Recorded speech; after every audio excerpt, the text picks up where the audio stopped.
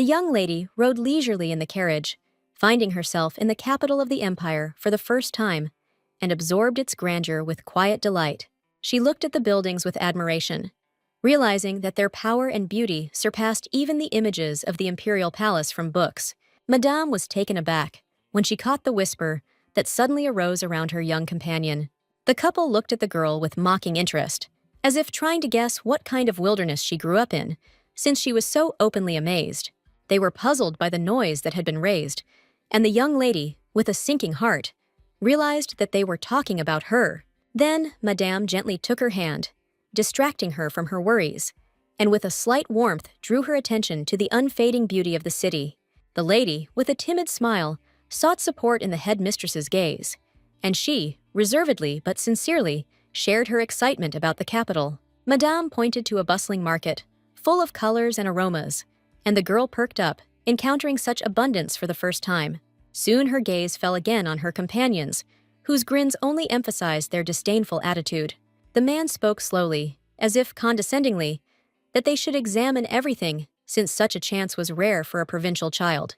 Madame, maintaining her dignity, only gently dismissed their participation, making it clear that the fate of her ward had already been determined. The interlocutors straightened up arrogantly, but the man was confused, not expecting to hear such confident words. He grinned in disbelief, deciding that he was dealing with nothing but victims of empty promises and deception. But Madame, with proud confidence, revealed the truth about her pupil's future, leaving no room for doubt. Those present froze, stunned by what they heard, unable to immediately believe it. Everyone knew how difficult it was to get into such a place, even for nobles, and so the news sounded almost unbelievable. Evie looked at the headmistress with quiet joy, feeling like the happiest person in the world. A moment came to mind when Madame, without hiding her tears, believed in her brilliant future and the power of her mind. Evie clearly understood that without this woman, her dream would have remained unattainable. Some time ago, Madame stopped at the hotel, hoping to rest, but a sudden rumble disturbed the peace and made her start. The woman, in a rage, pushed the girl out into the street, showering her with cruel insults and cold contempt. Her anger burned at the thought that, having sheltered the orphan, she received neither gratitude nor benefit in return. The screams did not subside, and the young lady, trembling with horror, only silently begged for forgiveness, ready to do anything for a roof over her head. Then the madam could not bear it any longer, and stood up for the child, shocked by the cruelty with which the defenseless girl was treated. She glanced anxiously at Evie, whose pale face was still shaking, trying to make sure she was unharmed. The madame looked sternly at the woman, doubting whether she cared about the girl, but in response, she saw only cold mockery and indifference. The woman flared up with anger, not understanding what right the madame had to interfere in someone else's fate. At that very moment, Madame decisively announced her intention to take the child, which caused genuine amazement. The woman, having quickly recovered, began to calculate the benefits, assessing the years the girl had spent under her roof. She named a huge sum, which made even the lady lose her composure for a moment. The young lady, trembling, tried to assure everyone that she was okay, hiding her fear. But Madame hugged her tightly, as if shielding her from the whole world, and made a difficult decision. Her gaze hardened as she made it clear that the girl would go with her. Then she looked at the child more softly, promising safety and a new life without words. Madame's embrace was warm and sincere, and one could feel deep compassion and understanding for what had happened. Thus began life in the orphanage, where work and study were intertwined in a harsh but honest everyday life. One day, while going out on business, the girl became an unwitting witness to a quarrel among friends. The reason was food, a painful and all too familiar topic for her. She approached them with gentle kindness, trying to ease the tension. In her hands was a modest piece of bread, given away with quiet self-denial. Thanks to the headmistress's care, life became easier, but anxiety and shortages still did not go away. Then, her attention was drawn to an advertisement for recruitment to the Imperial Academy. The lines of the decree promised a chance for a new destiny, and particularly touched her heart. The learning environment seemed almost miraculous, care and support she could only dream of before. Evie knew she could ease the headmistress's burden if she became successful and independent, but she also clearly realized that frankness would only cause unnecessary anxiety for the one who was protecting her. So she quietly expressed her desire to learn, hiding her true motives behind a sincere smile. That night, after sending the application, she was left alone with her deepest thoughts. Memories of her parents painfully squeezed her heart, and she tried to drive them away. But the desire to be accepted became almost a desperate plea, in which an involuntary call to those who were not there sounded. Not knowing their fate and the reasons for their separation, she still could not get rid of bitter suspicions. And despite everything, deep in her soul, there lived a quiet hope to see them again at least once. After some time, they finally arrived at the Academy for the Gifted, where everything seemed majestic and alien. Madame and her companion were amazed, for it seemed as if the entire empire had flocked there. Soon the man stepped forward, attracting the attention of everyone gathered. His gaze became stern as he announced the rules separating children from their parents. He made it clear that each student must enter alone, otherwise the path to learning would be closed. There was a stir among the children, as the fear of separation from their families gripped their hearts. Madame looked around, noticing the commotion around her, but her pupil remained surprisingly calm. This puzzled the woman, because for most of them, this was the first painful separation. She glanced furtively at the girl, realizing that for her, everything that was happening was an unknown world. But Madame was taken aback when she saw the tender smile with which the young lady calmly accepted the moment of separation. These words touched her heart, but she was even more struck by the child's extraordinary calm. The madam understood that the crying around her could easily break even an adult, but the girl remained steadfast. Evie, with a soft light in her eyes, tried to reassure her mentor, determined to move forward. The woman sighed heavily, realizing that her own tears were unnecessary now. Evie was embarrassed to see the tears of the one who always seemed strong to her. The sudden embrace took her by surprise, but there was a deep affection in it. Madame's gaze was full of feelings, in which anxiety and endless care were intertwined. With particular tenderness, she made it clear that the doors of her home would always be open. The girl responded sincerely to this warmth, accepting it with all her heart. While running away, she nevertheless turned around, maintaining a bright farewell smile. Madame looked after her for a long time, hoping that a happy fate awaited her. The girl felt this gaze, and for a moment, her steps slowed. In the woman's heart, there lived only one desire: for the child to grow up happy and free. For a while, the teachers watched the new students closely, feeling a quiet joy that the academy had finally reopened its doors. But suddenly, the man froze, noticing a fragile girl among the crowd, too young for these places, which immediately caused him to feel anxious and perplexed. He sighed heavily, realizing that in front of him stood the very same Evie about whom conflicting rumors had already begun to circulate. Just recently, at a meeting, they discussed a girl whose successes seemed questionable and caused discontent among those present. One of the men warmly reminded her of her family's merits during the war, not noticing how he raised his voice even in front of the emperor. He sighed again, realizing that all this noise and controversy was solely about the fate of the academy. The Imperial Academy was a special place, directly connected to the palace and designed for the education of truly gifted children. However, after the War of Succession, it remained closed for many years, and only now its opening was supposed to confirm the stability of the empire. Despite the country's recovery, the academy did not accept students due to the emperor's grief over the loss of Princess Vivian. The empress and her newborn daughter died tragically, leaving behind only the pain that the emperor carried in his heart. The girl lived only for a few moments, and the emperor mourned the daughter he was never able to see with his own eyes. Observing his silent melancholy, some courtiers began to hatch ambitious and selfish plans. They hoped that their children would be able to attract the attention of the emperor and thereby change the fate of their families. But, having sensed the hidden intentions of the nobility, the emperor delayed the opening of the academy for a long time until he finally gave permission. While looking through the applicants' documents, the man suddenly froze, noticing something that stood out from the crowd. Without thinking, he discarded one modest statement as if it did not deserve attention. This act did not go unnoticed, and the emperor immediately felt anger flare up within him. He immediately called the chancellor over, and he, not understanding the reason, froze in confusion. The emperor calmly asked to raise the document, but there was a hidden severity in his voice. The chancellor froze for a moment, realizing that the situation was taking an unexpected turn. The emperor approached the man, demanding an explanation as to why he had so easily rejected the submitted application. He, visibly shaking, justified himself by saying that the candidate clearly did not meet the established requirements. The emperor looked at him with cold bewilderment, not finding any reason to refuse the girl. The man confusedly explained that the girl came from an orphanage, and this seemed to him a weighty argument. He almost shouted that the academy could determine the heir, and therefore such a decision seemed unacceptable. But the emperor abruptly cut off these thoughts, asking who had allowed the academy to be turned into an instrument for choosing the heir. He reminded that its goal is to find and educate talented people, and not to follow the prejudices of the nobility. He noted with surprise that the girl passed the senior-level exams, showing outstanding results in all subjects. Hearing this, everyone present was amazed and could not hide their amazement. The chancellor understood that such exams were usually taken by teenagers, and the girl's result seemed almost incredible. Yet he realized that the resistance of the aristocrats was inevitable, and in many ways predictable. He couldn't condemn them entirely, because the academy was a closed world with a strict limitation on places. Every place was worth its weight in gold, and the thought of taking in an orphan only increased the tension among the nobility.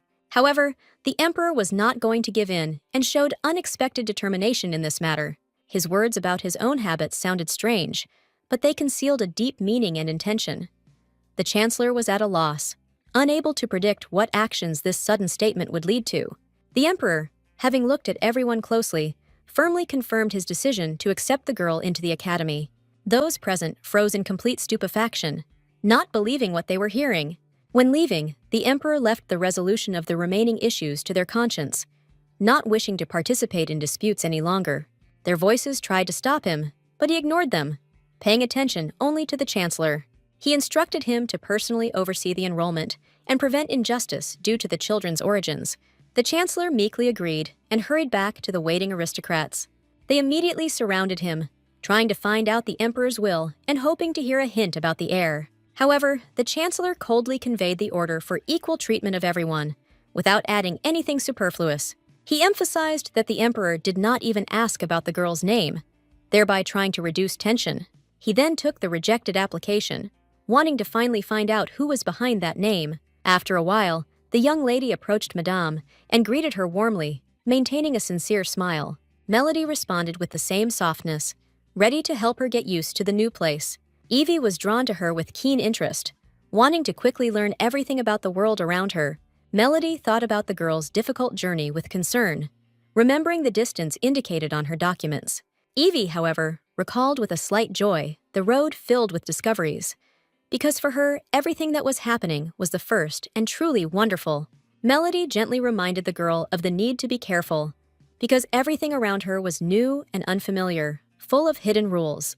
She then handed her the freshman handbook, which contained a detailed map of the campus and the first landmarks of this vast place. She explained that the academy has many classrooms and buildings, and it's easy to get lost without preparation, but help can always be found from the staff. At that very moment, the young lady became engrossed in reading with keen interest, gratefully accepting each page as part of a new world. Melody noticed how attentively the girl was studying the book and calmly made it clear that there was no need to rush.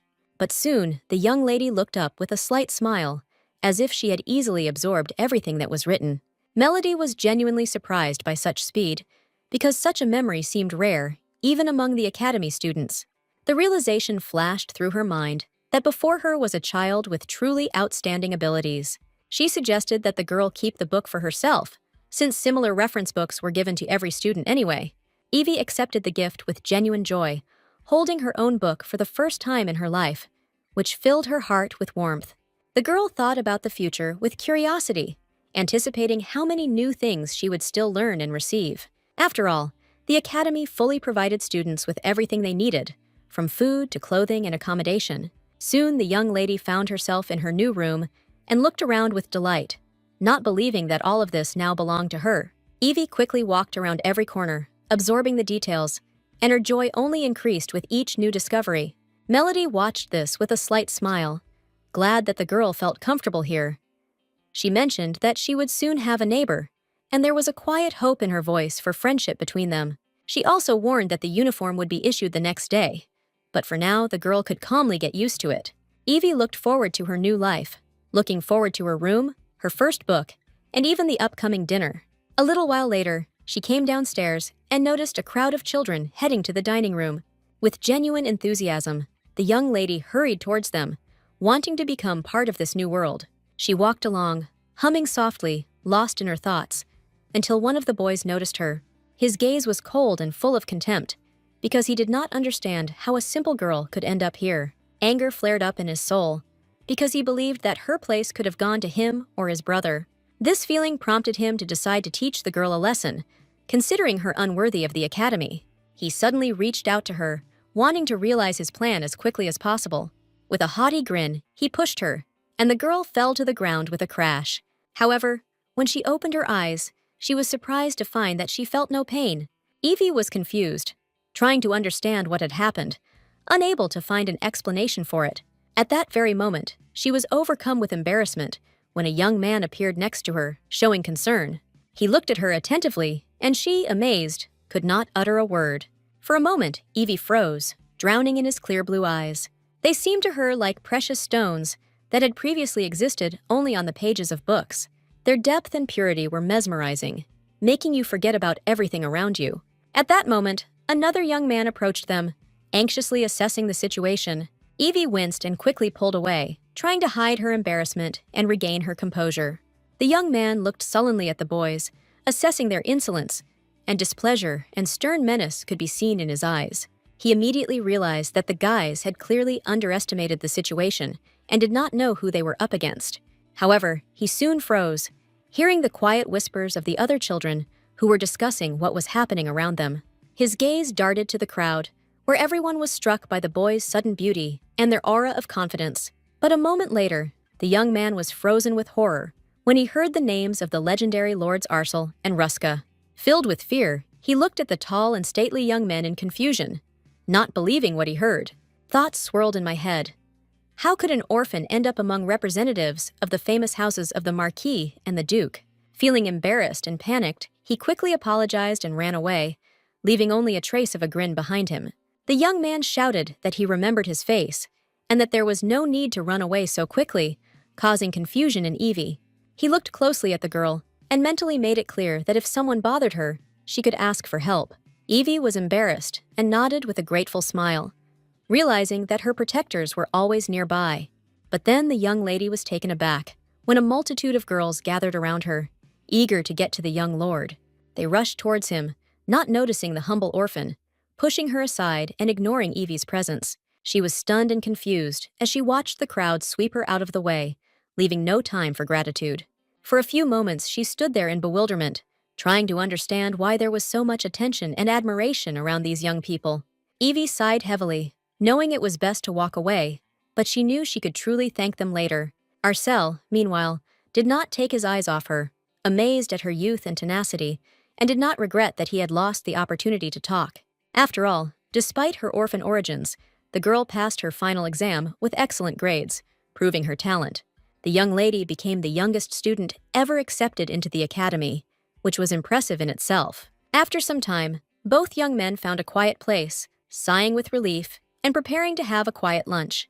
But as soon as they sat down, other young people approached them and asked if they could join the meal. Arsel politely declined, explaining that they preferred privacy and maintaining personal space. Ruska looked at his friend with bewilderment, considering the refusal too harsh and impolite toward the others. Arsel firmly stated that next time he would deal with them personally, maintaining discipline and order. A moment later, the young man explained that he had been watching the girl and wanted to make sure she was comfortable. Evie approached the girls, cautiously asking if she could sit next to them, since there were no other free seats left. The girls immediately rejected her, not wanting the orphan to join them, and left her alone. Ruska noticed her confusion, and, meeting her gaze, was taken aback for a moment, realizing her stubbornness. Without taking his eyes off the young lady, who was still heading towards them with determination, Evie ran up with a smile, expressing gratitude for the help. But Arsel only smiled softly, considering gratitude unnecessary. She cautiously asked if she could sit next to him, and Arsel confirmed this with a smile. But then his friend interrupted him. Ruska, smiling, said that it wasn't the best idea, apologizing and suggesting they meet later for a quiet meal. Evie nodded understandingly, accepting the refusal, and felt relieved by such an honest and polite response. Ruska was pleased to note how Arsel handled the rejection, leaving the impression of a confident and fair friend. Arsel stood up, looking sternly at his friend, showing that in such situations one could not count on him. The young man was amazed, because his friend showed sternness and politeness at the same time, leaving him confused. Then the young lady took a sandwich and went outside. Realizing that tomorrow she would have to come to the cafeteria very early or late, she wandered through the garden, trying to find a secluded place to eat, enjoying the silence and the sense of nature. In the distance, her gaze was drawn to unusual flowers, and she caught their subtle fragrance in surprise, wondering about the location of the garden. Comparing the map of the academy, she realized that the garden most likely belonged to the palace, and she dreamed of seeing it in all its glory. Her joy was limited by time, because there were still many minutes left before dinner, and she wanted to return before curfew. Evie knew there could be trouble if anyone noticed her here, but a quiet look and caution allowed her to explore the area a little. She decided to sneak in quietly, trying to remain unnoticed and enjoy the quiet walk among the greenery. A moment later, she crawled out of the thick bushes, revealing a small patch of garden in front of her. But then she was taken aback, noticing in front of her rows of graves that were not mentioned in the Academy's reference books. Evie froze, realizing that she had found herself in an unexpected and almost mysterious place, full of floral scent. She cautiously approached closer, realizing that the scent of flowers came from the graves, and anxiety mixed with curiosity. The girl knew she had to be careful, or she would get into trouble, and she wanted to leave as quickly as possible. But her attention was drawn to one of the stoves, which looked neglected and in need of attention. A few minutes later, Evie was taken aback, realizing that she had unknowingly tidied up the graves, as if the habit of cleaning had just developed on its own. Previously, at the shelter, she earned her living by cleaning. She sighed heavily, realizing it was time to leave. But another movement caught her attention. At this time, the man slowly approached the graves, taking his time and carefully examining the space. He froze, noticing the fresh flowers, and looked around the place suspiciously, trying to figure out who was next to the grave. A moment later, he saw the sleeping girl and moved closer to get a better look at her. He noticed a sweet young lady sleeping quietly among the graves, who could not go unnoticed. Late in the evening, the emperor looked sternly at the aristocrats, his eyes sparkling with anger, because he could not understand how anyone dared to doubt the resting place of his wife and daughter. The man timidly apologized and explained that without the imperial blessing, their names could not be included in the family tree, and therefore they were denied access to the imperial tomb. The emperor was overcome with a furious surge of emotion, for the absurdity of these words was obvious, and everyone knew why his wife had not received the blessing of the late emperor. The man added that his wife was forced to accept a marriage arranged by the previous emperor, and without his blessing, she was considered an outsider, no different from strangers. These words deeply struck the emperor. His anger spread through his body, causing his fists to clench and his heart to beat wildly with uncontrollable rage. At that very moment, the emperor announced that, thanks to the entire situation in the hall, he had come up with a brilliant idea that could completely change the usual order of things. He decided that there was no need for his wife and daughter to rest in the tomb, since he would now determine their resting place himself. The emperor decided to keep them close to him, and the forest on the palace grounds seemed to him an ideal, quiet, and picturesque place for eternal peace. Everyone present was taken aback, not expecting such an unusual decision, since such a case had never happened before in the history of the empire. The noise caused by surprise and bewilderment only irritated the emperor, strengthening his determination to carry out his plan to the end. At that very moment, the emperor sternly declared that he would consider anyone who raised their voice to be a violator of the imperial order and would personally throw them out of the palace. He had not visited the graves of his relatives for a long time, and a longing had accumulated in his heart, mixed with a heavy feeling of guilt and loss. At first, he wanted to start cleaning the gravestones himself, but after a moment, he changed his mind, realizing that he could not cope with it alone. While observing the graves, the emperor noticed that someone had recently tidied them up. He couldn't understand who had dared to do such a thing until his gaze fell on the little girl. The emperor stared at the sleeping girl for a moment, amazed by her courage and the unusual nature of the situation. A few moments later, the young lady opened her eyes, still sleepy, with a slight confusion in her gaze and timid anxiety on her face. He studied the girl with bewilderment and caution, trying to understand how she could have ended up in such a place, far from all prying eyes. At that very moment, the young lady screamed. Remembering the curfew, and completely forgot to answer the emperor's question, becoming confused and sighing. She did not know what to do and timidly asked for forgiveness, asking the man if he could tell her what time it was. The emperor responded with surprise. Evie let out a sigh of relief, realizing she still had a little time before curfew ended, and her heart calmed for a moment. But soon she turned to the man, calling him uncle, and curiously asked who he was, causing the emperor genuine shock and confusion. The emperor realized that the girl had not even guessed who was standing before her. She smiled and timidly suggested that perhaps he was a professor at the academy.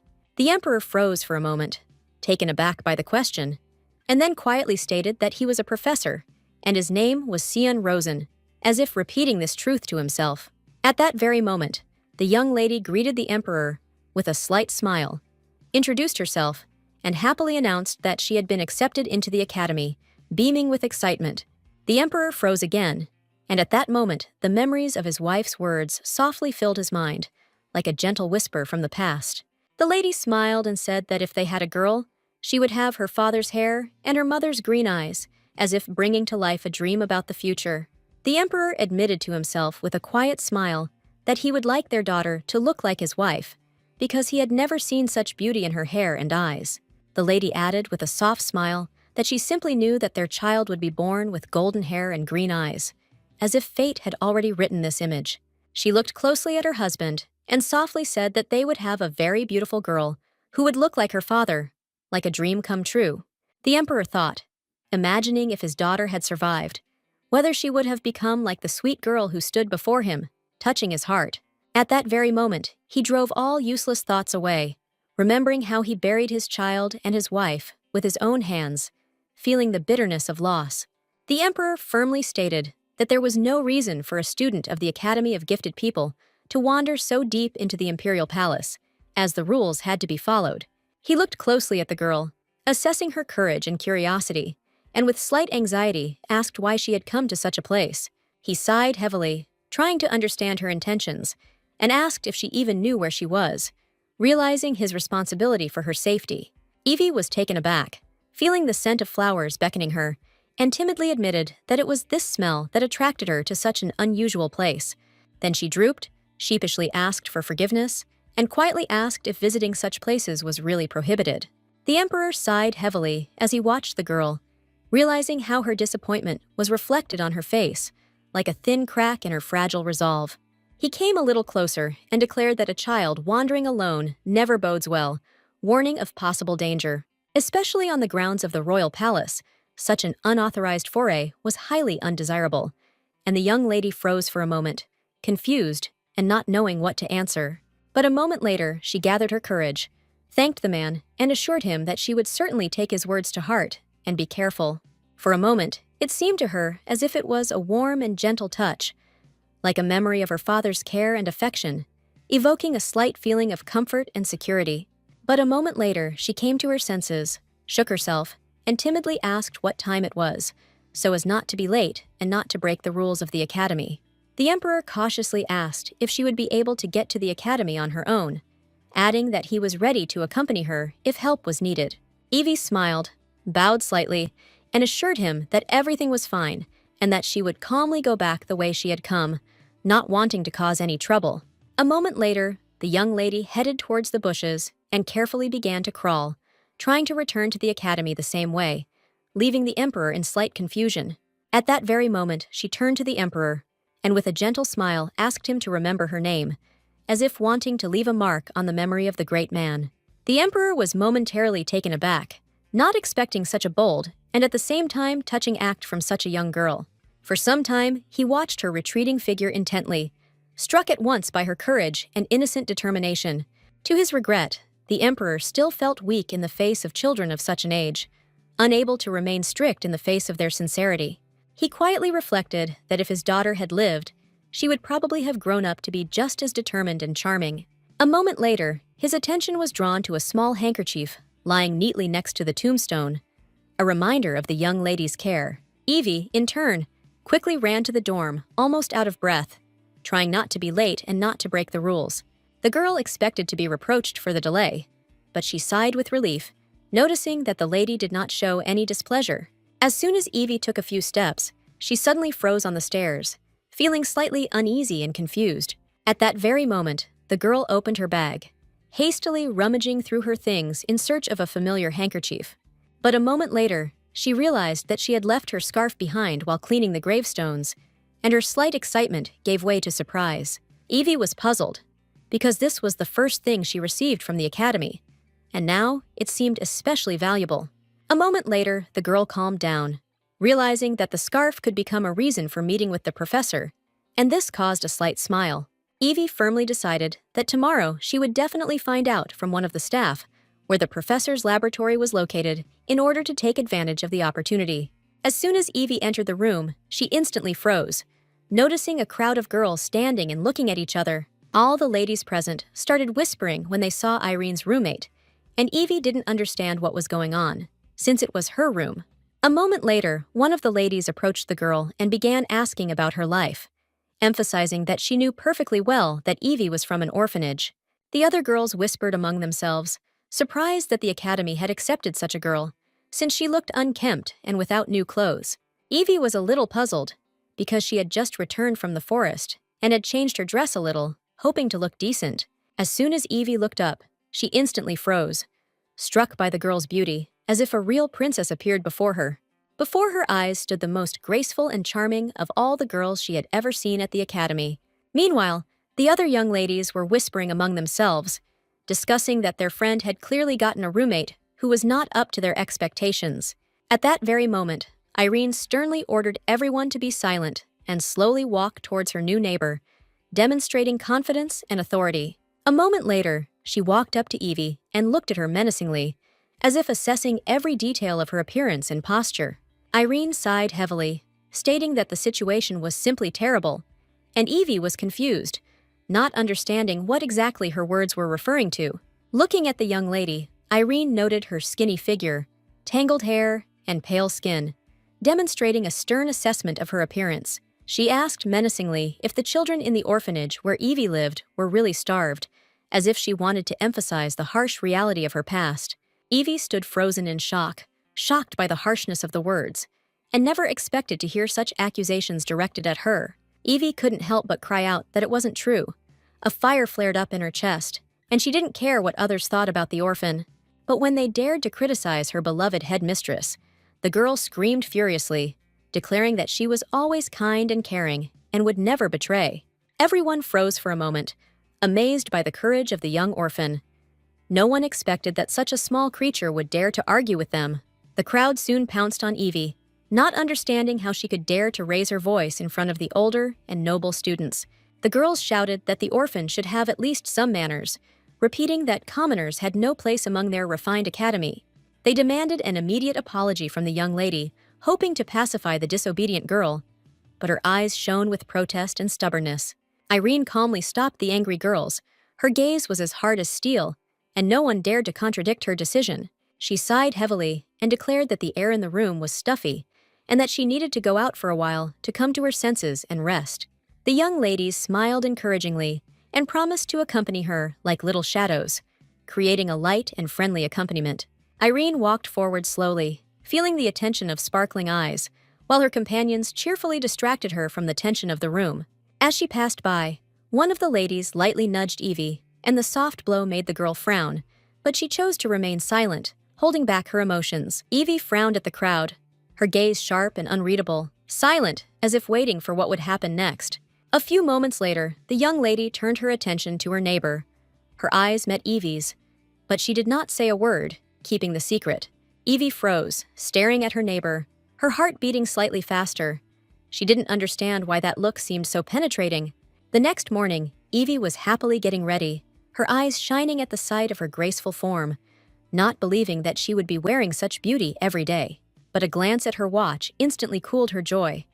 Time had crept up unnoticed, and she realized that she was late. Her heart sank with anxiety. Evie quietly left the room, sliding carefully across the floor, and noticed that her neighbor had still not left the bed, wrapped in silence. The girl wondered if her neighbor was really asleep. Her past behavior surfaced in her memory, and Evie realized she wasn't mean at all. Still, the young lady anxiously wondered what the expression on her neighbor's face meant last time, the quiet mystery of her gaze. Evie walked resolutely to the door, intending to make sure her neighbor was awake and find a reason to gently apologize for the possible misunderstanding. But before she could knock, a loud crash behind the door made her heart jump, anxiety suddenly squeezing her chest. Evie hurried to the door and opened it to find a group of girls standing in front of her, their eyes fixed on her with interest, and she timidly asked who they were. The young ladies looked at Evie with indifferent eyes, asking with a slight mockery why she was still staying in the room, whether she was really waiting for Irene. Timidly looking away, Evie quietly replied that this was not the case, and swore that she had no such intentions at all. The girls sternly warned them not to behave insolently. Irene was not someone to be spoken to without respect, as she was above all the aristocrats. They looked at Evie carefully, declaring that since she understood everything, it would be better to disappear, and they themselves would take care of the lady without making any mistakes. At that very moment, the young ladies roughly pushed Evie out of the room, and the door slammed shut behind her, leaving the girl in the silence of the corridor. Evie sighed heavily and realized that her neighbor had already made many friends, and she had to find her place in this new world again. Despite everything, the young lady quietly hoped that one day she would be able to greet her mysterious neighbor with a smile. Meanwhile, the girls whispered among themselves, amazed at the thought of how Lady Irene could share a room with a simple orphan. They suddenly fell silent as the faint creak of a door cut through the silence, causing their hearts to beat faster. They noticed the young lady and, joyfully running up, greeted her as if she were an old acquaintance, leaving their recent grievances behind. The girls immediately stated that there was no point in getting ready on her own on the first day, since they could easily help by sharing her worries. The lady added with a slight smile that some noble ladies used commoners from their neighbors as servants, so she could do the same. The girls understood that their daring act would hardly go unnoticed, because the young lady's neighbor was strong and rebellious. They had recently driven her away. Irene looked at them with icy severity. Her eyes flashed with anger, and she asked with haughty menace if they really dared to throw out their neighbor. The girl was taken aback, blushed, and timidly admitted that it was true, because the neighbor seemed not to know her place, causing a mixture of surprise and alarm in everyone. With pride and a smug grin, they declared that they had given her a good scolding and kicked her out, confident in their power and rightness. Without thinking about the consequences, Irene held back her seething anger, having promised her sister to be patient. Otherwise, she would show them what she was capable of, and their confidence would melt away instantly. The lady, with a slight smile on her lips, timidly asked Irene what exactly she had said, since her words were almost unintelligible in the noise of the room. Irene turned away silently, her gaze stern and unwavering, then with cold determination declared that it was time for them to go downstairs without discussing anything further. The lovely ladies trembled, overcome with a mixture of fear and confusion, quietly wondering if they had done something truly wrong in this situation. A moment later, Madame, beaming with a smile, greeted all the children, her voice soft but full of energy, promising that the tour of the palace would soon begin. She emphasized that everyone should stay close to their partner to avoid getting lost among the majestic halls of the imperial palace. At that very moment, the young ladies noticed a little orphan standing nearby. Her frightened face immediately attracted attention and caused quiet whispers. They began to discuss the girl, whispering among themselves, their eyes sparkling with curiosity. Evie froze for a moment, not knowing what to expect from this strange scene. She turned around and looked intently at everyone present, feeling a strange tension in the air that seemed to squeeze her chest and stir her thoughts. But soon, all her doubts were dispelled when a sweet girl approached her with a warm smile and extended her hand in a welcoming manner, as if inviting her to be friends. Ramona Izelli greeted the young lady with a contented smile and timidly asked if they could walk together, giving her a feeling of light and sincere joy. Evie introduced herself with a joyful smile, her heart filled with warmth, and she happily agreed to go for a walk in the company of her new friend. Ramona looked closely at the girl and quietly said that living among aristocrats must not be easy, because she was also a commoner and understood this. She smiled and added that you couldn't tell it from her appearance, as if appearances could deceive everyone, hiding inner difficulties and experiences. Evie smiled back and admitted that she had understood everything immediately upon noticing the girl, and was glad that she had approached her first, showing courage.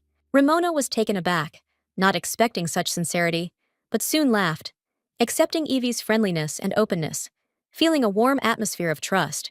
At that very moment, she turned to her new acquaintance with a smile and declared that she would like to know something, showing genuine interest and friendliness. Ramona looked closely at her companion and asked curiously if she had been secretly adopted into some high-ranking house. She suggested that the girl might be the great lord's hidden child. Evie was taken aback, not understanding what her new acquaintance was talking about. Ramona smiled and declared that she didn't need to pretend. Everything was clear, as if an invisible thread connected their stories. With a sly grin, she asked if the Emperor had personally chosen the girl, wanting to understand how she had managed to enter the academy. Evie hastened to object that the Emperor had not chosen her, since she had never been to the capital and did not even know what he looked like. Ramona was surprised to hear this, because she already knew some things about the girl, and the thought of the secret made her heart beat faster. She didn't have time to finish speaking, when suddenly there was a noise, a light rumble of footsteps and whispers, interrupting their peace. Turning around, they saw young men, and behind them, a train of girls, following their every move with admiration and curiosity. Evie noticed that the young men were indeed popular, and she couldn't tell whether it was because of their beauty or something else. Ramona immediately declared that these young men were the prime candidates for the Emperor's adoption, and this explained all the admiring noise around. Arcel revealed that the third son of the ducal house was a true genius from childhood, demonstrating outstanding abilities and repeatedly receiving audiences with the Emperor. Ruska, the Marquise's fourth son, was somewhat inferior to his friend in his studies, but his physical abilities were brilliant, promising him a magnificent future as a knight. Regardless of who became the crown prince, he was expected to marry a young lady from a wealthy southern house, binding the families together in an alliance. No one knew how life would turn out, so everyone fussed around the young people, watching their every step with curiosity and anxiety. The young lady noted with a smile that this was the reason everyone was running after the boys, and asked her companion if she understood the essence of what was happening. Evie smiled and stated that she knew that these young people were really very good, because she had already spoken to them in person several times. Ramona was surprised, because she did not expect such a casual conversation. It is not so easy to talk to them without embarrassment and nervousness. A moment later, the young lady noticed that the young man was heading towards her, and she greeted his gaze with a joyful smile. Ramona was taken aback, not understanding why the girl communicated with him so easily, and timidly asked for forgiveness, feeling slightly embarrassed. But the young man only smiled in response, which surprised Ramona even more with his goodwill and easy manner of greeting. Evie smiled and remarked that the uniform suited the boy very well, and he responded in kind, noting that it suited her too, causing a slight excitement. Evie, looking at her friend, said that next time she should also greet the young man in order to establish more confident communication. Ramona watched the girl with shining eyes, hoping that she would introduce her sooner, because she was eager to get to know the young man better. Evie looked at the young man with a smile and said that she wanted to introduce him to her friend, with a slight excitement in her voice and joy in her eyes. She said that she had recently met Ramona, but before she could finish speaking, the young man apologized, admitting his fatigue and the need to move on. He quickly turned and walked away, leaving both girls slightly confused and thoughtful, causing Evie a slight feeling of anxiety. Evie looked at her friend in confusion and admitted that the young man was clearly tired, while apologizing for not being able to introduce her in person. Ramona smiled softly and said that nothing terrible had happened, because they would still have the opportunity to talk with the young man. Ramona announced with a smile that it was time to return to her friends, gently saying goodbye to Evie and causing her to feel a slight sadness. The girl said goodbye to Ramona, and Evie was a little upset, but was already looking forward to future meetings and new opportunities for friendship. Ramona approached her friends with a soft smile and apologized for the delay, trying to hide the excitement caused by the recent conversation. Her friends immediately bombarded her with questions, wanting to know if it was true that the girl had been personally chosen by the Emperor, and their voices rang with curiosity. Ramona, slightly taken aback, admitted that the information had been unclear and vague, and she was no longer confident in what she had heard. The girls looked at each other in surprise, not expecting such an answer, since they had already come to believe in the vivid and exciting version of events. They were at a loss, realizing that they had spread the rumor themselves, and now their words were losing their confidence, causing anxiety and awkwardness. Ramona added that Evie did not directly confirm the rumors, but her behavior seemed strange, as if she was actually hiding something. She also said that the Lord had spoken to the girl personally, and her friends perked up, assuring her that something interesting was waiting for them ahead. One of the girls looked closely at Ramona and apologized for her harshness, admitting that she had hastily accused her of lying. She admitted that she simply assumed that her friend had deliberately misled them, not wanting to share the truth. Ramona smiled calmly and made it clear that she would not act so dishonestly, maintaining confidence and dignity. Looking around at her friends, she acknowledged their doubts and hinted that she had already come up with a way to find out the truth for sure. With a slight but sly grin, Ramona declared that she would force the girl to confirm the rumors herself, leaving no room for doubt. After some time, the children arrived at the Imperial Palace for a tour, and the majestic walls evoked awe and delight. Evie was agitated and confused, as her height meant she could barely see anything, which made her feel a little anxious. Melody noted with a smile that the building looked older than it appeared, and that traces of the past war were still visible on it. The young man asked in surprise why these traces had not been removed, since the streets of the capital had long since been restored and were sparkling clean. Melody gently explained that it was the emperor's decision to help the common people first and then take care of the palace. She added that restoration funds were directed to the outer districts, leaving the palace as a memory of bygone times. Evie remembered how the headmistress at the orphanage had joyfully announced an increase in aid, and that day the children had plenty of food for the first time. The girl understood that without the emperor's decision, the orphanage would have been left without support longer than anyone else, and this thought warmed her heart. Evie mentally thanked the emperor, because thanks to him, the children were able to survive the harsh winter without losing hope. Suddenly, her gaze brightened when she noticed a familiar figure, and her heart skipped a beat with joy at the unexpected meeting. At this time, the emperor was in a meeting among his subordinates, where tension hung in the air, as if before a storm. He was irritated by the minister's inability to reach an agreement. Their disputes only increased his internal discontent. His stern gaze silenced the room, and he began to lecture those present until the silence became almost palpable. Soon he announced a break, wanting to step away from the difficult conversations and get his thoughts in order. He walked to the window, hoping to find peace in contemplating the courtyard, where life flowed differently, without the burden of decisions. But his attention was attracted by a small figure who was gesturing towards him, and that moment broke his usual restraint. Evie greeted him quietly but sincerely, her smile warm and bright, like a ray of sunshine through stone walls. She made it clear that she was glad to meet him, and her joy was genuine, which unexpectedly touched the emperor. The emperor remembered that children were visiting the palace today, and his gaze focused again on the girl. He noticed that she was significantly younger than the others, and wondered if she would be able to cope with the demands of the academy. He watched her silently for a moment, as if trying to understand what was hidden behind her naive smile. The idea of allowing her to visit the palace separately flashed through his mind, and then he could give her a tour himself, like an ordinary professor. He involuntarily raised his hand in response to her greeting, and a rare, almost forgotten soft smile appeared on his face. But he soon came to his senses when the minister asked a question, bringing him back to the reality of his strict duties. The emperor was at a loss and quickly replied that he had simply been distracted by the beetle, causing confusion among those present. A moment later, he returned to his seat, and the meeting continued as if nothing had happened.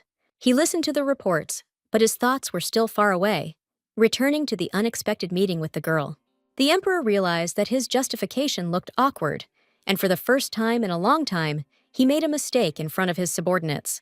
The prime minister looked at the emperor in surprise, because his behavior was unusual, and there was a hidden anxiety in it. At that moment, an awkward silence fell over the room, as if the space itself was awaiting an explanation that no one dared to give. The lady told the children with a smile that the palace contained not only the emperor's office, but also a magnificent banquet hall. A knight approached them and noted with surprise that he did not expect to see a tour from the academy here among such important walls. He introduced himself with a friendly smile, admitting that he was glad to meet such promising students of the academy. He addressed his nephew warmly, not hiding his joy at the unexpected meeting after a long time of separation. Evie watched the scene in amazement, realizing that her classmates had connections at the palace that were beyond her reach. She understood that with such connections, learning could really become easier and more enjoyable. For some time, she listened to the adults with admiration, not noticing that the other girls were watching her closely. Ramona understood that connections at court could completely change her life, making it brighter and safer. One of the girls asked her friend with a smile how their plan was going, hiding the impatience in her voice. She recalled that Ramona had promised to find out the truth about Evie's connection with the Emperor, waiting for confirmation of the rumors. Ramona confidently assured them that everything was going according to plan, as the moment for the test was perfect. The girl added with a smile that there were a lot of people around, and right now everything should go as they planned. Ramona approached Evie and asked with a gentle smile if it was difficult for her to watch this, since she was under the protection of the Emperor. Evie looked at her in confusion, not understanding the hint, and Ramona reminded her of the words about choosing the Emperor. Ramona admitted that she envied her, and asked if all of this was just fiction and empty words. Evie was confused, because she had never said anything like this before, and her embarrassment only grew. At that moment, Melody approached them and reminded them that the tour needed to continue without delay. But then a knight appeared and addressed the lady sternly, clearly having heard their conversation and not wanting to leave it unattended. He stated that it was unacceptable to hide behind the name of the Emperor, even if the words were spoken out of envy or frivolity. Evie tried to explain that she had said nothing of the sort, while Ramona watched what was happening with a satisfied grin. At that moment, the young man stepped forward and calmly spoke the truth, causing everyone around him to freeze in complete bewilderment. The knight was taken aback, recognizing the lord in front of him, and immediately changed his expression to respectful. Arcel calmly stated that Evie had indeed been personally chosen by the Emperor. Without raising his voice, but instilling confidence, he explained that she was accepted due to her outstanding results, despite her lowly origins, which almost became an obstacle. Arcel added that his father was the Emperor's advisor and knew the details, after which he asked the knight a direct question. The knight apologized to Evie in confusion, realizing his mistake, and quickly left, citing urgent matters. Ramona froze in shock, realizing that everything she had heard earlier could have been true all along. She flinched when Arcel addressed her and felt her confidence rapidly fading. Arcel noted that Evie did not spread rumors and did not even know about the Emperor's decision, emphasizing her innocence. He sternly asked why she had caused this misunderstanding, having nothing to do with what was happening, and his gaze was cold. The young man looked intently at the girl, as he wanted to get an answer. The girl was at a loss, not knowing what to answer, because the difference in their status weighed on her more than any words. She turned to her friends, hoping for support, but did not receive it, despite their previous confidence. She sheepishly admitted her mistake, claiming that it had all happened by accident and without malicious intent. Arcel coldly remarked that one should think before acting, and only then act, without making excuses. The girl felt an unbearable shame that she had never known before, and could not raise her eyes. She trembled as the others watched in silence as the lord walked away, maintaining his proud posture.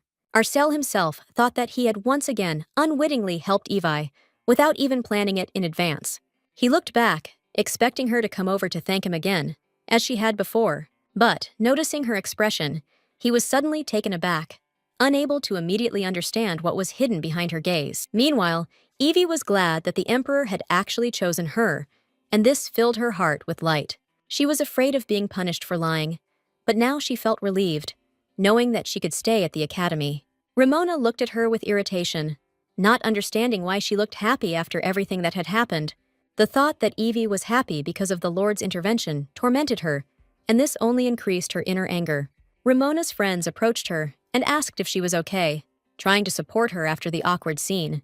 They assured her with smiles that she was right, but there was uncertainty and confusion in their voices. The girls did not understand why the Lord sided with the orphan, and this caused hidden discontent in them.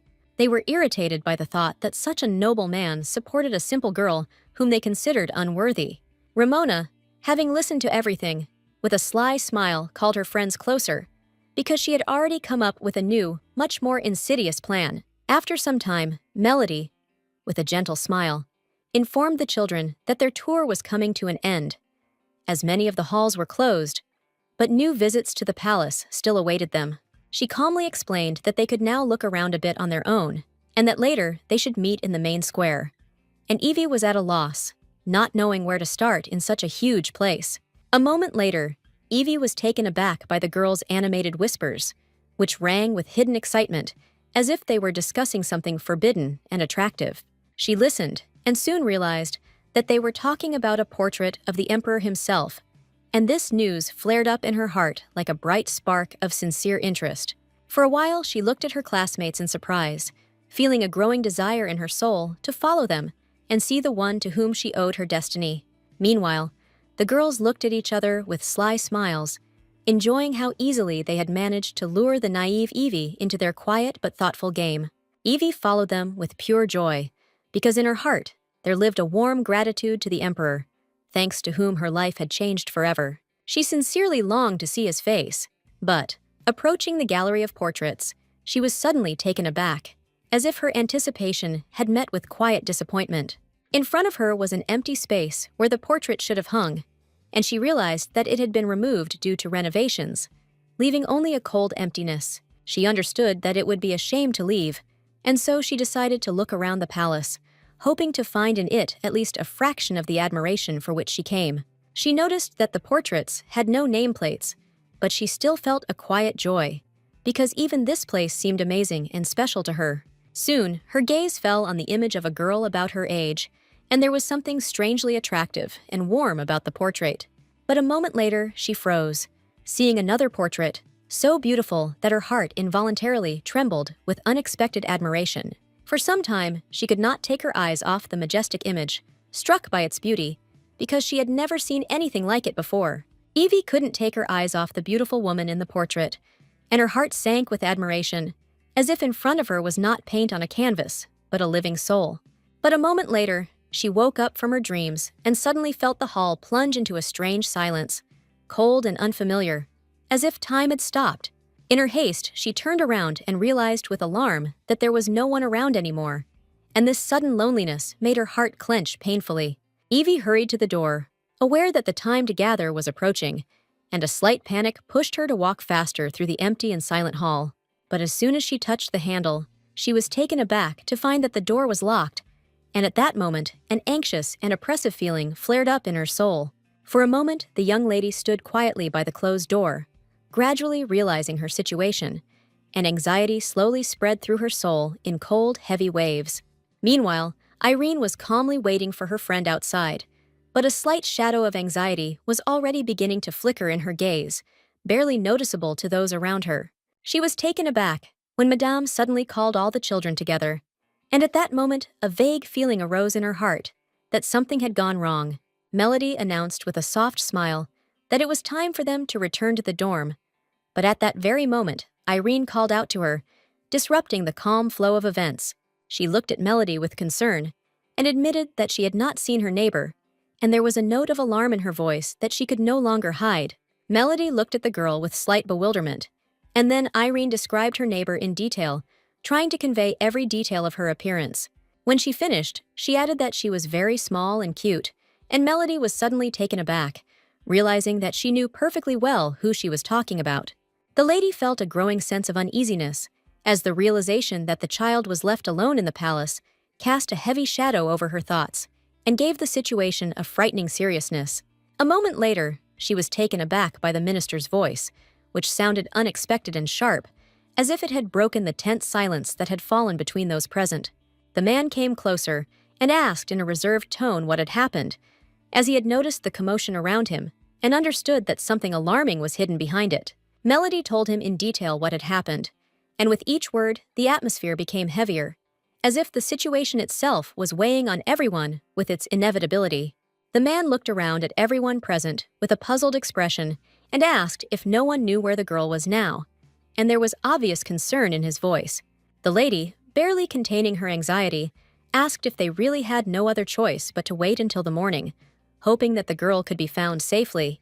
The minister, with a heavy sigh, recalled that terrible incident during the war for the throne, which left the emperor without anything and was forever imprinted in the memory of the people. He added that after those tragic events, the emperor severely tightened the palace curfew to ensure that such a thing never happened again. The man noted with a concerned look that they could not freely search the palace, especially when the child's exact location remained unknown. He looked closely at everyone present, warning that if the girl was discovered, she would face severe punishment, and an uneasy silence fell over the room. Melody sighed heavily and stated that the search would begin at dawn with the academy staff, hoping that nothing would happen to the girl. She immediately called all the students because it was time to return to the dormitory, leaving the worry about the missing girl in their hearts. At this time, the young lady was pounding her fists on the door, screaming for help, longing for someone to come and open it. Evie was puzzled and filled with anxiety. Why was she locked in this strange and unfamiliar place? With a heavy sigh, she tried to calm down, deciding that rescue would not be long in coming, since the guide had already noticed her absence. But a moment later, her attention was caught by an unexpected sound that made the young lady's heart stop. Evie turned around and froze.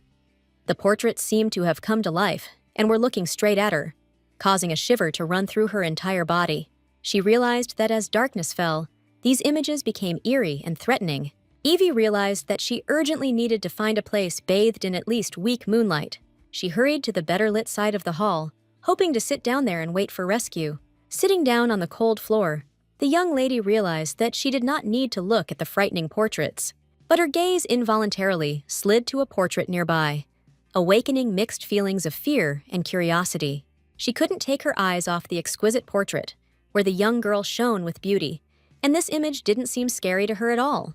Evie knew she had to sit quietly and wait, hoping deep down that she would be found and saved.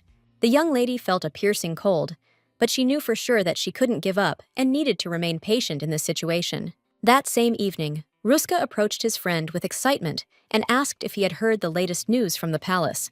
He looked intently at his comrade and told in detail what exactly had happened to the girl within the palace walls. Arcel asked excitedly if the palace staff had begun searching, fearing that the girl might be in danger. But his friend only calmly replied that during curfew, palace staff were not allowed to enter inside. Looking at his friend, he sighed heavily and said that the staff would begin searching only in the morning, and this alarmed the lord. The girl was small and fragile. Arcel looked closely at his comrade and emphasized that they had special passes to enter the imperial palace. Ruska was surprised and asked what exactly he meant, and listened with excitement to the further plan. Arcel seriously stated that they should go together to personally find the girl among the palace halls. A moment later, both young men resolutely set out to search, although Ruska constantly repeated that it would be difficult for the two of them to cope. He was overcome with fear and excitement because the palace seemed endless, and Arcel, looking around the castle, suggested to his friend to continue the search, hoping that the girl was somewhere nearby. But soon the young men were taken aback when they heard a sudden male voice that cut through the silence of the huge hall. Ruska was literally scared to death, not knowing what to do or how to get out of it, but Arcel calmly advised him to calm down and tell the truth. At that very moment, the man introduced himself and stated that they had special passes to the palace, which gave them the right to be inside. The young men stood quietly, tense, wondering if their cautious excuse had worked, or if things would turn out badly.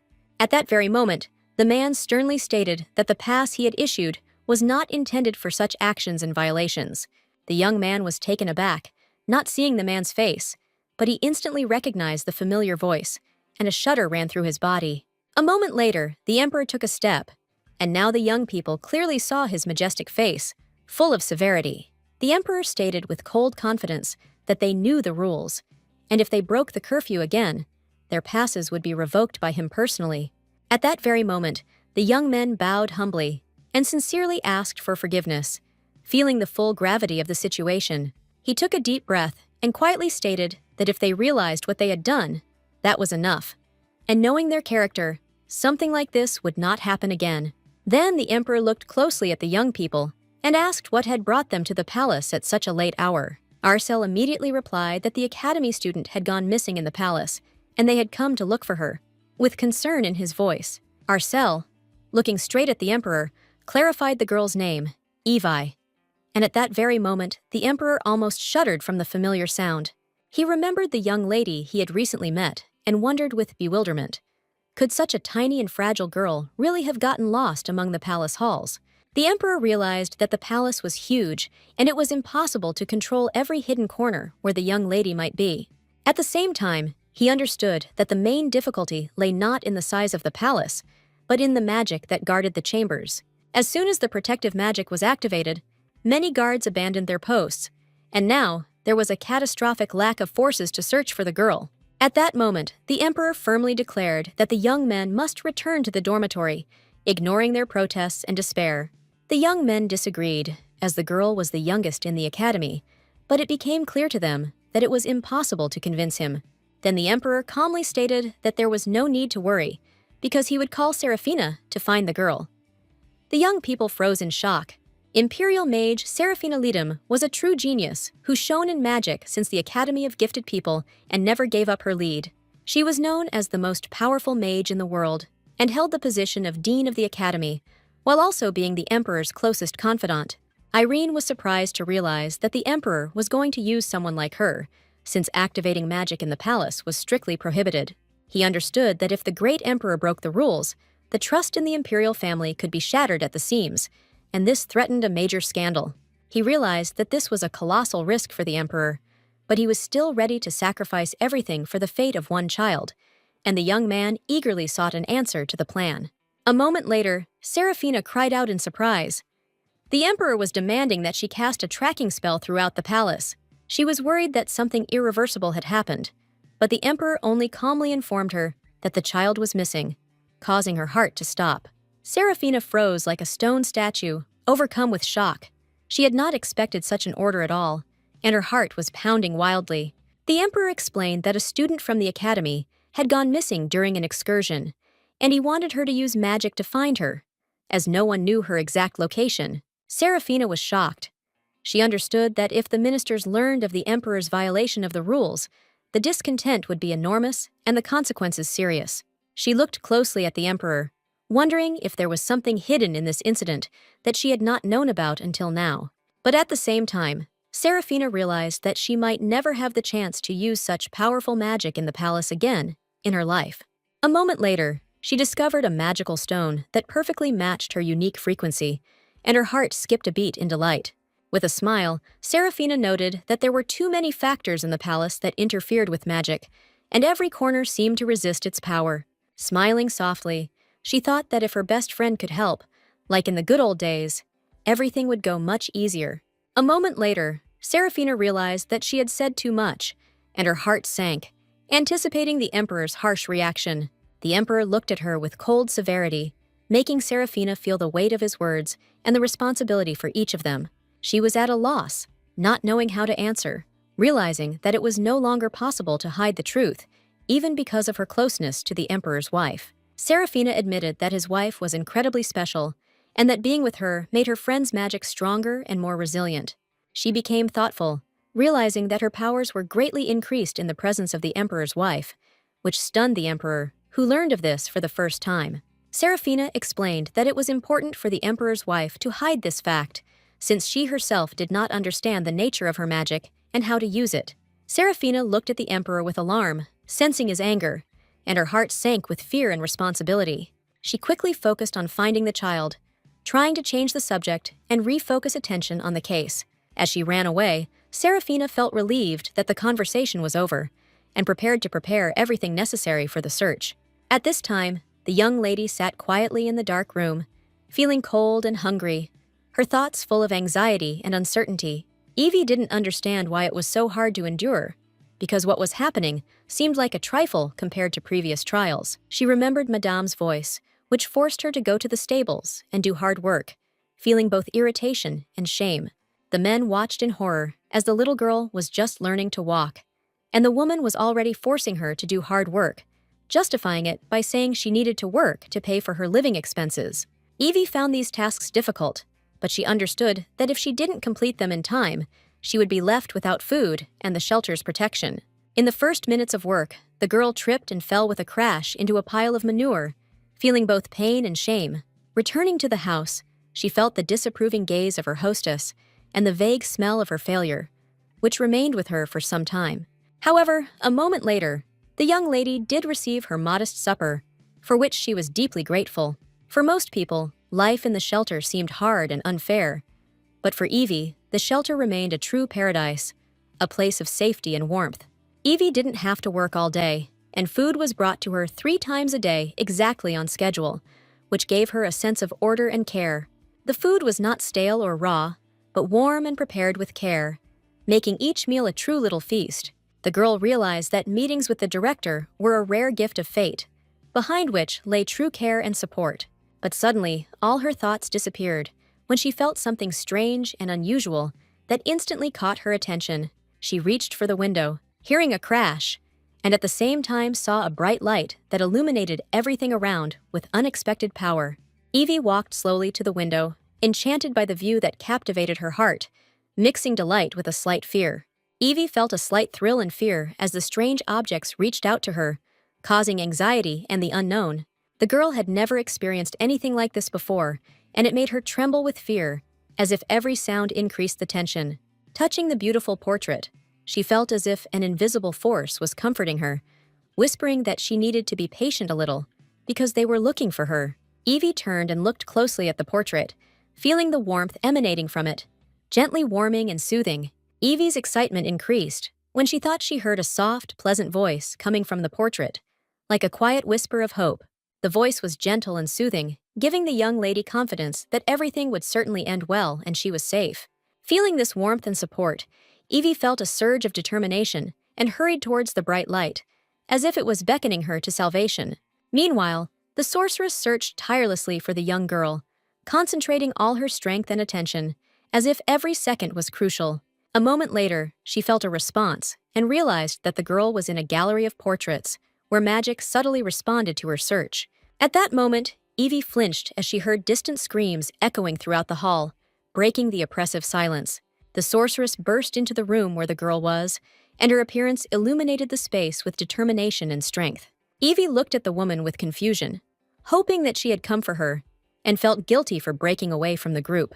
Serafina quickly picked up the girl, amazed at how such a small and fragile little thing could get lost in the huge castle. She quickly examined the child, noticing with alarm the faint heat and cold that had enveloped her, realizing how dangerous this night could become. She bombarded the girl with questions, and Evie, confused, tried to grasp the meaning, asking her to speak more slowly because the words merged into an anxious stream. At that very moment, shouts were heard, and Anna, hearing the dean being addressed, realized with horror that she had made a serious mistake. Serafina sighed heavily, looking at the girl, and decided that first they would return to the academy, and the conversations could be postponed. Evie looked at the dean in amazement, because from the brochures, she had expected to see a much more mature and stern woman, and not such a youthful figure. Serafina, looking around at everyone present, decided that everything important would be discussed later, but now they needed to go back and rest. At that moment, her gaze fell on the young lady, a mixture of anxiety, relief, and a barely noticeable softness. Serafina understood that their success was no accident, because the girl seemed to be under her friend's invisible blessing, and the magic responded faster than usual. Meanwhile, the Emperor stood quietly behind the door, listening to the conversation, hiding in the shadows, as if not wanting to disturb the fragile peace of the moment. He breathed a sigh of relief when he realized that the girl had been found, and the weight of anxiety that had been squeezing his heart finally began to recede. The Emperor was sincerely glad that she was okay, but still did not dare to show himself to her, remaining on the sidelines. After some time, the young sorceress looked at the young people with bewilderment, trying to understand their expressions and hidden emotions. They were glad that the girl had been found, and their faces lit up with relief, as if the tension of the last hours had finally dissipated. However, despite their joy, they couldn't help but notice that she looked pale and tired, which caused them a quiet concern. Evie looked at the young men with genuine surprise, not expecting them to worry about her and risk going on a search at such a dangerous time. Serafina explained with a slight smile that the young men had entered the palace after curfew for her sake, almost letting slip about their meeting with the Emperor. At that moment, she stopped short, remembering the request to keep the Emperor's participation a secret. An alarm flared up inside her at her own carelessness. Momentarily confused, Serafina froze, trying to find a way out of the situation without giving away too much. Serafina quickly explained that the young men had met her on her way back from her meeting with the Emperor, trying to hide the true details. Evie thanked them with a warm smile for their care and help, as she had already begun to think that she would spend the night in the cold halls of the palace. One of the young men approached his friend, wanting to clarify an important point, and she looked at him in bewilderment, not understanding the reason for the question. Arsel looked at her thoughtfully, trying to understand how she had ended up locked in the palace, and involuntarily assumed someone had interfered. The young lady was at a loss, not knowing how to answer such a direct question, and only silently tried to sort out her own thoughts. Lost in thought, she noted the girl's strange behavior, but did not dare to accuse without evidence, holding back doubts in the depths of her soul. She assumed that what had happened could only have been a consequence of her confusion, because her thoughts were confused and her attention easily eluded her. Evie explained with a gentle smile that she had become engrossed in the paintings and lost track of time, which is why she had found herself locked in the empty room. Serafina looked at her carefully and noticed her swollen hand, deciding that the wound needed to be treated immediately. Soon they sat in silence as Serafina carefully bandaged her arm, a sense of calm in the air after the ordeal. When she finished, she looked over her work with a slight smile, feeling a quiet satisfaction and confidence that the girl was safe. Evie looked closely at the dean and bowed her head with sincere gratitude, feeling a warm sense of relief after what she had experienced. A moment later, the young lady said goodbye to her saviors with a soft smile and headed back to the dorm, feeling tired.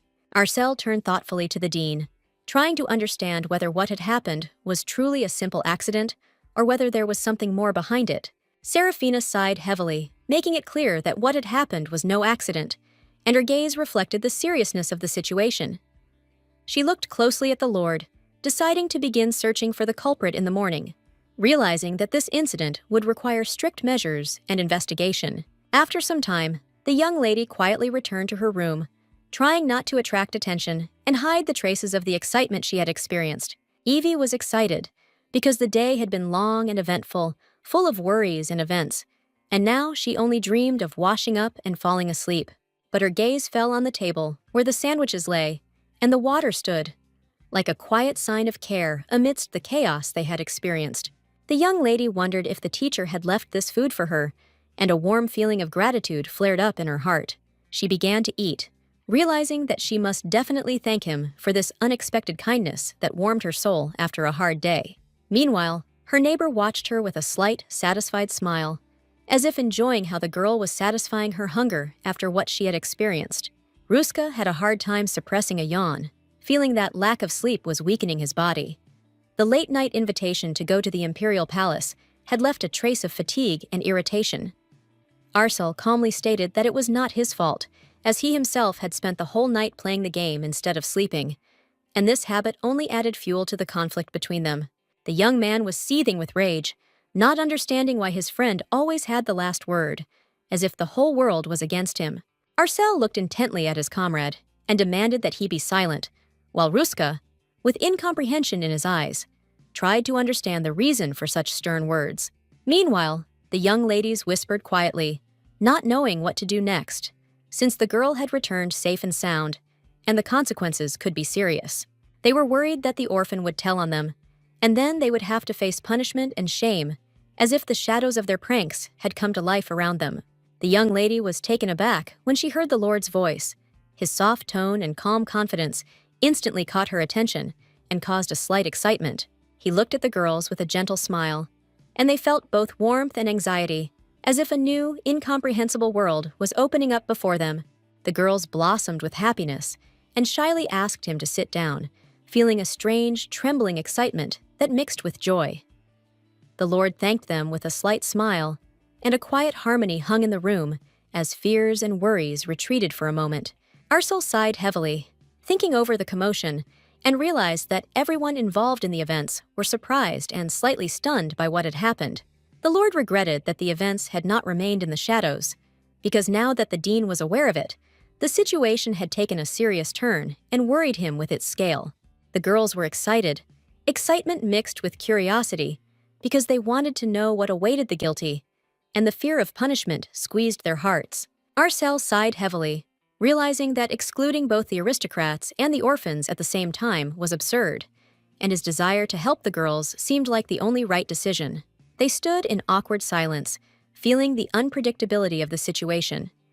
Every glance and word of the Lord seemed important, and at the same time alarming to them. Arcel watched them closely, his gaze combining tenderness and determination, because he could protect the girls if they opened up and told everything they knew.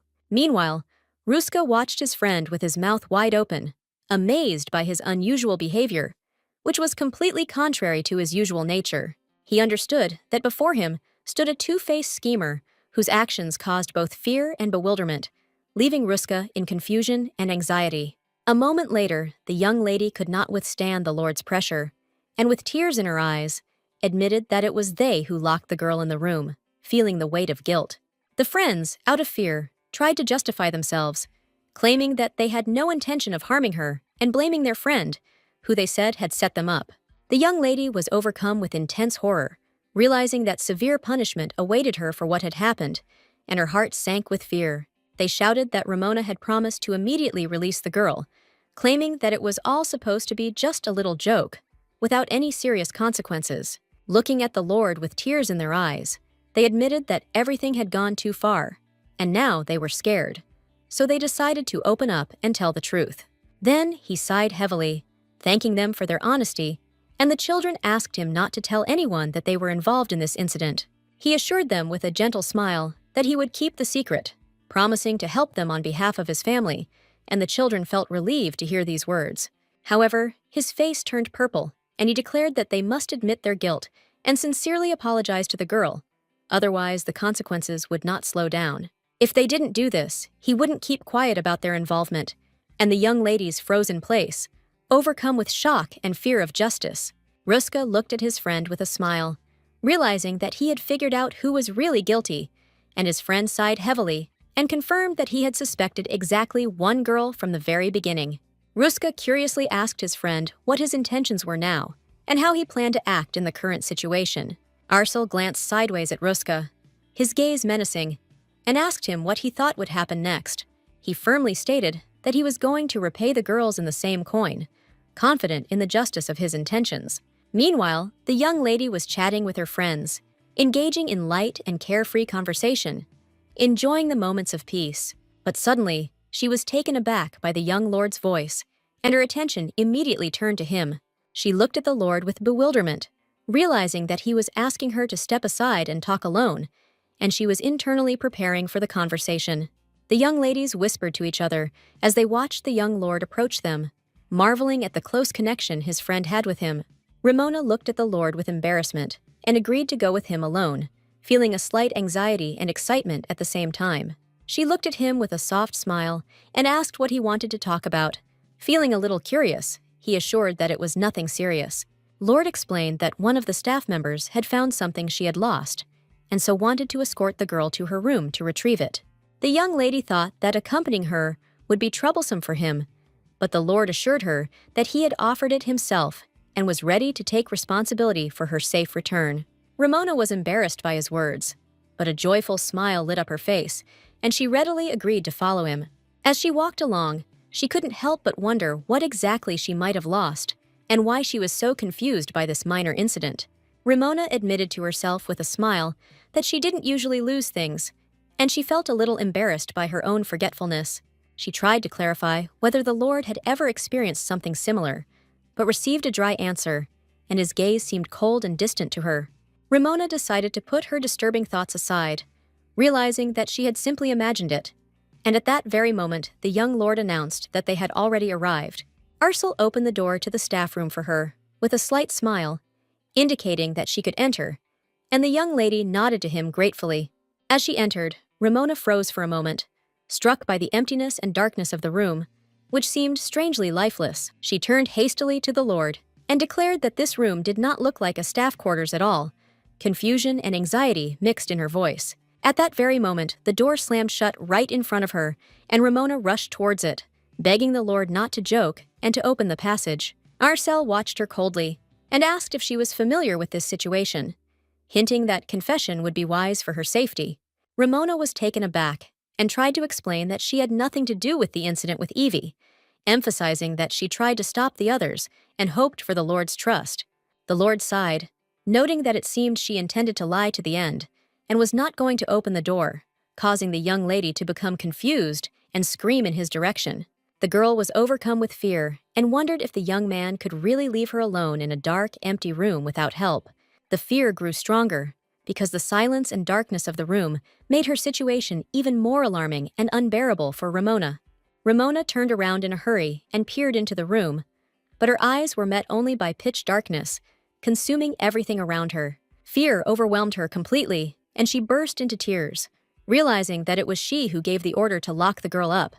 The weight of guilt gripped her heart. Suddenly, she noticed how the doors slowly began to open, letting in soft light and giving a tiny spark of hope. Ramona froze in place, overcome with shock as the little orphan appeared before her, her presence both surprising and alarming. Taken aback by the surprise, Ramona instantly became curious about where the young lord was at that moment, her heart pounding with anxiety. With fury in her eyes, she looked at the tiny girl and painfully tried to understand whether this whole incident was really her idea. At that moment, Ramona ran out of the room, shouting to the orphan that behind the sweet and innocent appearance, there was a cunning strategy that used the Lord for revenge. Her voice trembled with anger and resentment as she stated that they had both grown up as commoners, but fate had decreed that their living conditions were completely different. Ramona shouted at the girl, demanding an answer, but when she received silence, she raised her hand, preparing to strike, despair and anger driving her crazy. Serafina, who had been watching the scene closely, instantly grabbed the girl's hand, stopping the outburst of aggression and bringing order to the chaos. The young lady froze in amazement when she saw the dean standing before her, whose sudden appearance instantly filled the room with power and stern authority. Serafina looked with fury and contempt at Ramona, who was trembling with fear and trying to justify herself, calling what happened a simple misunderstanding. The sorceress demanded an explanation, making it clear that she understood the whole setup and would not tolerate lies or attempts to hide the truth. Ramona froze for a moment in shock, realizing that her confession of what she had done had become known to everyone present, and the truth could no longer be hidden. She knew she had to fix the situation, so she pulled herself together and approached the young lady, feeling the weight of her own guilt. Bursting into bitter tears, Ramona admitted that she had ordered her friends to lock the girl up, explaining the act as a sudden burst of jealousy. The girl explained that she just wanted to tease Evie a little and couldn't even imagine that everything would go so far and turn into trouble. With tears in her eyes, Ramona realized her great mistake and begged the young lady to forgive her, hoping for mercy and understanding. Evie immediately declared that she did not forgive Ramona, and the young lady thanked her with a smile, only realizing the girl's words a moment later. The girl looked menacingly at the lady, reminding her that because of her actions, she ended up in a cold and dark place, and only thanks to luck, she was quickly found. Evie found herself in. She understood that the girl was small and fragile, locked alone in a dark room, but there was not a single tear on her face, which surprised the sorceress. Serafina realized that an ordinary child in a similar situation would have cried and called for her parents. But Evie showed rare fortitude and composure. Evie looked at the girl and understood that she realized the seriousness of what had happened, although she acted to the end, making a serious mistake. The young lady decided that she would not forgive the girl for now, realizing that the lesson must be learned, and the consequences must be clear and fair. Serafina watched the girl closely, realizing that it was time for proper punishment to correct the situation. The sorceress explained to the girl in her soft voice that there was nothing to be afraid of, because the punishment would be a sincere daily apology to Evie. Serafina added that this was the only way the girl could earn forgiveness, and that every day her efforts would be visible and tangible to Evie. With a gentle smile, Serafina asked the young lady how she felt about the proposed punishment, emphasizing its fairness and simplicity. Ramona was shocked by what she heard, did not expect such a decision, and categorically refused, stating that penalty points or some other punishment should have been assigned. The lady firmly replied that there was no other option, and warned that refusal would only increase the punishment, leaving the girl with few options. Ramona couldn't stand the tension and immediately rushed away, trying to avoid responsibility and apologies to Evie. Serafina sighed heavily, realizing that everything would only partially end peacefully, as Evie wanted, and she did not expect the girl to actually run away, avoiding an apology. Arcel left the room and asked his friend if her position had changed, although she wanted to keep everything a secret from the other children. Evie sighed heavily and confirmed that her decision was immutable. She was not going to change her mind and would stick to her opinion. She explained with a smile that the headmistress of the orphanage had always acted this way, and she wanted to follow her example, acting correctly and responsibly. After some time, Evie entered the dining room, feeling that all eyes were on her, because the children saw the same girl who had recently gone missing. The whispers and attention were weighing on Evie. She had expected it, but she hurried to the table anyway, trying to remain calm in the tense atmosphere. Evie hurried to the small table, wanting to grab a sandwich and leave as quickly as possible to have some privacy and hide from prying eyes. Soon she ran into Ramona and froze for a moment, trying to understand what she wanted and how to behave in this unexpected meeting.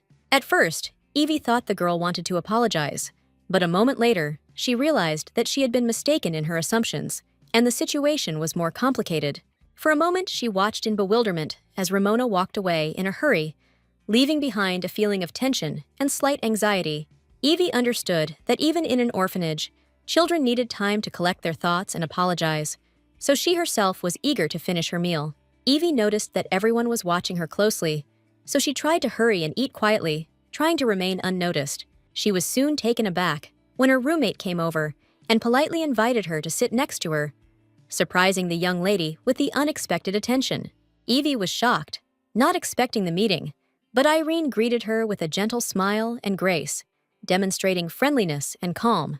The girl felt slightly embarrassed, not understanding why her neighbor had come to her, since she already had friends and acquaintances nearby. Irene explained that she wanted to talk because they were neighbors, but hardly spent time together, to which Evie quickly replied that she didn't feel awkward at all. She apologized sheepishly, trying not to speak too loudly, while feeling a slight nervousness from communicating with her neighbor. The girl noted that she was very glad to have the opportunity to talk with Irene, appreciating this moment of quiet communication. A moment later, the young lady watched her friend with a gentle smile as she ate quietly, enjoying the company of others. Irene could not tear her gaze away from the young lady, struck by her prettiness and natural grace. On the day of her admission to the Academy for the Gifted, the girl slowly walked to her room, surrounded by girls interested in her neighbor. Irene, upon entering the room, immediately noticed that the dormitory was well organized and comfortably decorated for future students. Irene was lost in her thoughts, dreaming of going out into the garden and looking around, admiring the surrounding beauty and silence. A moment later, the young lady was taken aback when she noticed a small, surprisingly elegant dress on the hanger, which attracted all her attention. She froze for a moment in surprise and slight embarrassment, because she had never seen such a tiny and cute outfit before. In her homeland, all the children were distinguished by a larger build compared to children from other regions, which was immediately noticeable. They really did look very large, and this made her look noticeably older than her peers, despite her young age. At 10, she already seemed grown up, aware that children from the South grew up quickly, as if they reached maturity instantly. For this reason, when Southerners saw a child who was still very small and young, they involuntarily began to spoil him, surrounding him with attention and care. Irene was surrounded by love because she was the youngest, and one day her sister asked what happened when she hit a boy in the street. The girl explained that she hit him because he grabbed and lifted her skirt, so she made sure that something like that didn't happen again. She shouted that the young man should not have done anything like that to other girls, and the Duke froze in shock, not expecting such boldness. Her sister was furious, not understanding how the boy could dare to do such a thing to the younger one. At that very moment, the Duke called his eldest daughter to sort out the situation and restore order. They whispered quietly, discussing how to punish the boy so that such behavior would not happen again and everything would be under control. The Duke and his daughter looked at Irene with a smile and assured her that they had already resolved the issue and that she should not worry. The boy would be punished. At that moment, the Duke looked closely at his youngest daughter and noted that lately she had been creating problems too often, which did not go unnoticed. They suggested that Irene needed a new social circle so that she could develop and learn in a more suitable environment. The girl was shocked when she learned that she would be sent to an academy for gifted children, and she couldn't immediately comprehend what was happening. Ines smiled and announced that the application had already been submitted, and very soon Irene would be going to study at the academy, opening a new chapter in her life. Ines explained to her sister that she already had everything she needed, but she needed friends for communication and support in everyday life. She added with a smile that for full development, she also needs social connections in the capital to be confident in the future. Ines stated that friends and connections are almost the same thing, so Irene should immediately go to the academy, combining studies and new acquaintances. Irene knew her sister was right, and that she should behave as a member of the Terrence family should, fulfilling all her obligations with dignity. She realized that she had to fulfill the role assigned to her by her family, maintaining the reputation and status of the family in society. The bloodline has accumulated wealth and power through trade for centuries, requiring children to strictly follow a predetermined path appropriate to their status and abilities. The Duke noted that his daughter had previously disliked the rumors about her dreams of becoming crown princess, and now she could take the opportunity to dispel the empty speculation. Irene attended just one social event, and rumors immediately spread about her claim to the position of crown princess. She knew that in reality she would have refused such an offer. Meanwhile, with shining eyes and admiration, she watched her neighbor's beautiful outfit, not expecting that she would have the chance to live with the sweet girl. But then the young lady noticed with bewilderment that the room was already occupied. Tattered children's clothes, shabby and old, lay scattered on the floor. They were shocked to realize that a high-ranking lady could not share a room with an orphan, and it seemed impossible to them. Irene, in turn, did not have time to answer the girls, when suddenly a sweet and young lady entered the room, changing the whole atmosphere. Irene looked at the young lady in surprise, not understanding how such a tiny and cute child could even exist in this world. She was in shock and felt an overwhelming desire to rush to the girl and hug her, but she restrained her emotions, maintaining control over herself. A moment later, the young lady was taken aback, noticing in front of her a very thin girl with dry and brittle hair, which caused alarm. She wondered if this was a sign of the abuse she had only heard about in stories and realized she needed to help. Deciding to intervene, she approached the child and cautiously asked if children were starved in the orphanage where she lived. Then the young lady was taken aback when Evie, gathering her courage, exclaimed that her head mistress would never have done such a thing because she was a kind and caring woman. Irene was taken aback, realizing she had spoken too harshly, and at the same time, her companions pounced on the poor girl, increasing the tension in the room. She was shocked and wanted her companions to shut up, realizing that she herself had made a mistake and should apologize to the girl. Irene understood that things would only get more complicated in the future, and she needed to get the girls out of the room as quickly as possible to stop the injustice. She slowly walked towards the exit, while her young companions continued to talk and insult the little defenseless girl for a long time. Irene stood frozen at the door for a moment, her gaze intense and full of confusion, because she understood that sooner or later she would have to sincerely apologize to her neighbor. The next day, the neighbor disappeared during an excursion, and Irene was left with no opportunity to talk to her or apologize for her words. The girl was acutely aware of her guilt. Although they shared a room, she paid almost no attention to her neighbor and understood that she would never win her friendship. With a heavy sigh, Irene timidly called out to her neighbor, trying to put all the sincerity into her words and show that it was truly important to her to correct the mistake. She looked closely at the sweet girl, feeling confused and embarrassed, and tried to convey her desire to sincerely ask for forgiveness for her previous thoughts. Irene admitted that she had jumped to conclusions about the shelter and had spoken thoughtlessly, without intending to offend the people who genuinely cared about the girl. Irene sighed heavily, timidly admitting her guilt, and sincerely regretted the words that could hurt her neighbor. Evie was surprised by such frankness. Evie sighed, remembering how every time she talked about the orphanage, the looks on others' faces filled her with pity, and it caused a quiet but sharp pain. Evie understood how much their head mistress's concern meant, and Irene felt the weight of her own mistake, fearing that her words might have destroyed trust. The girl smiled softly at her neighbor, noting her sincere apology, and thanked her for her courage to admit her mistakes and her attempt to make amends for the past. Irene, surprised by Evie's reaction, responded with a smile, happy and relieved, feeling grateful for the acceptance of her apology and her neighbor's friendliness. Evie also smiled and thanked Irene for her concern. Leaving a sandwich seemed like a sign of consideration, and the girl wondered where this knowledge came from.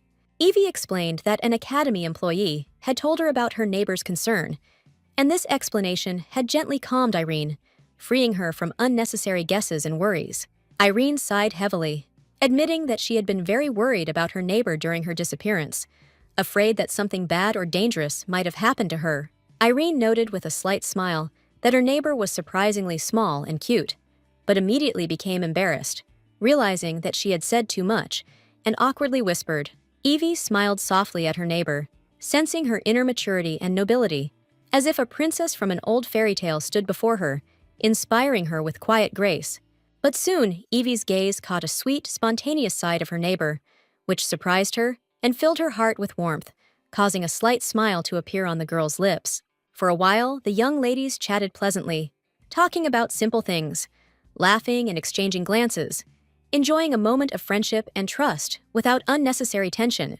Irene, watching Evie, spoke about her thoughts and experiences. But at that very moment, her attention was riveted by the young man's voice, and she froze, slightly embarrassed.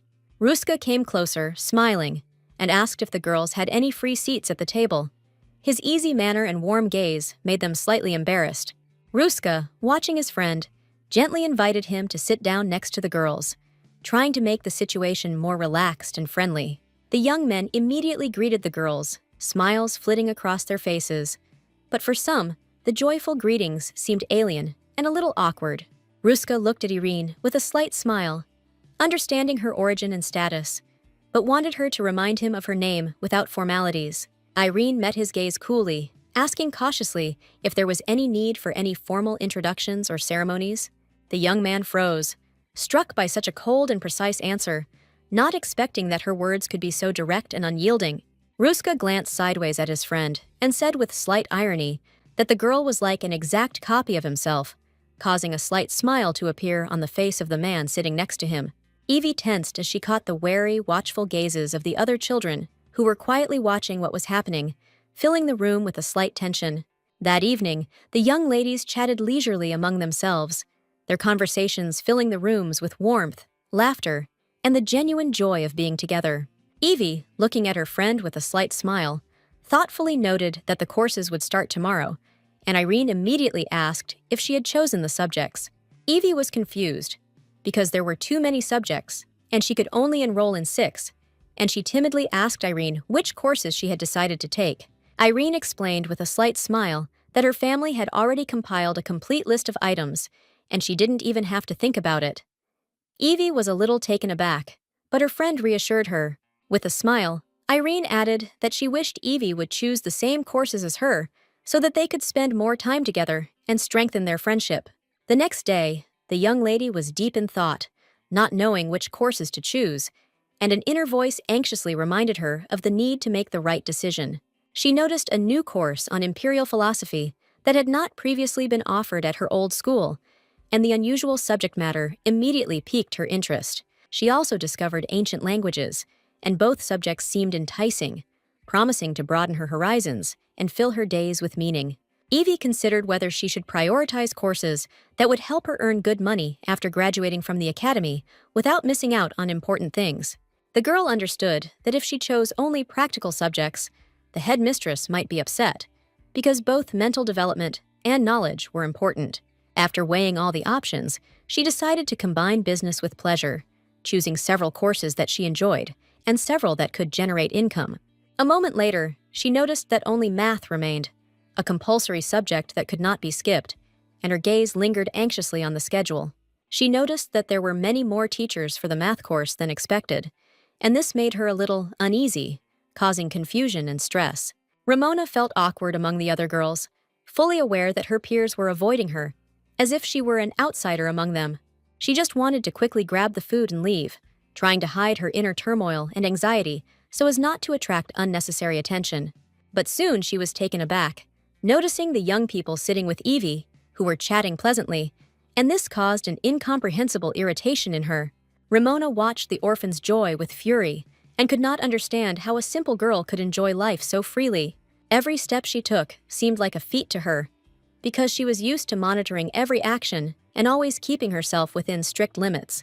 Her anger was heightened by the thought that the girl from the orphanage was acting arrogantly, as if the place that should have been hers was already occupied by someone else. She wanted to find the girl's weak spot, watching her every move and looking for the moment to use any mistake against the orphan.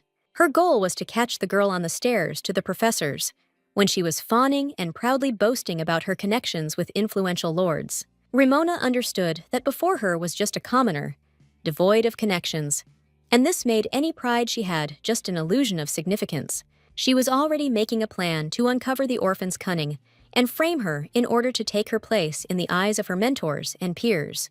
But suddenly, all her careful thoughts were scattered when she noticed that the other girls had pushed the orphan right in the middle of the corridor. They mocked her, and Ramona froze in shock, realizing how cruelly the girls treated the little girl, causing her to feel undisguised pity. She watched the young lady with bewilderment and was amazed at her composure, because the girl endured such bullying every day without giving in. Ramona understood that in her place, she would have long ago found a complaint to someone, but at that very moment, she put her thoughts aside, realizing that it was not her concern. The girls took Evie's bag by force, continuing to mock her and further emphasizing her vulnerability in front of everyone around her. Evie tried to return the bag with a bold look in her eyes. Her gaze spoke of an inner strength that her offenders did not expect to see. They couldn't understand how a girl from an orphanage could act so self-confident, and Ramona froze, remembering her own bullying.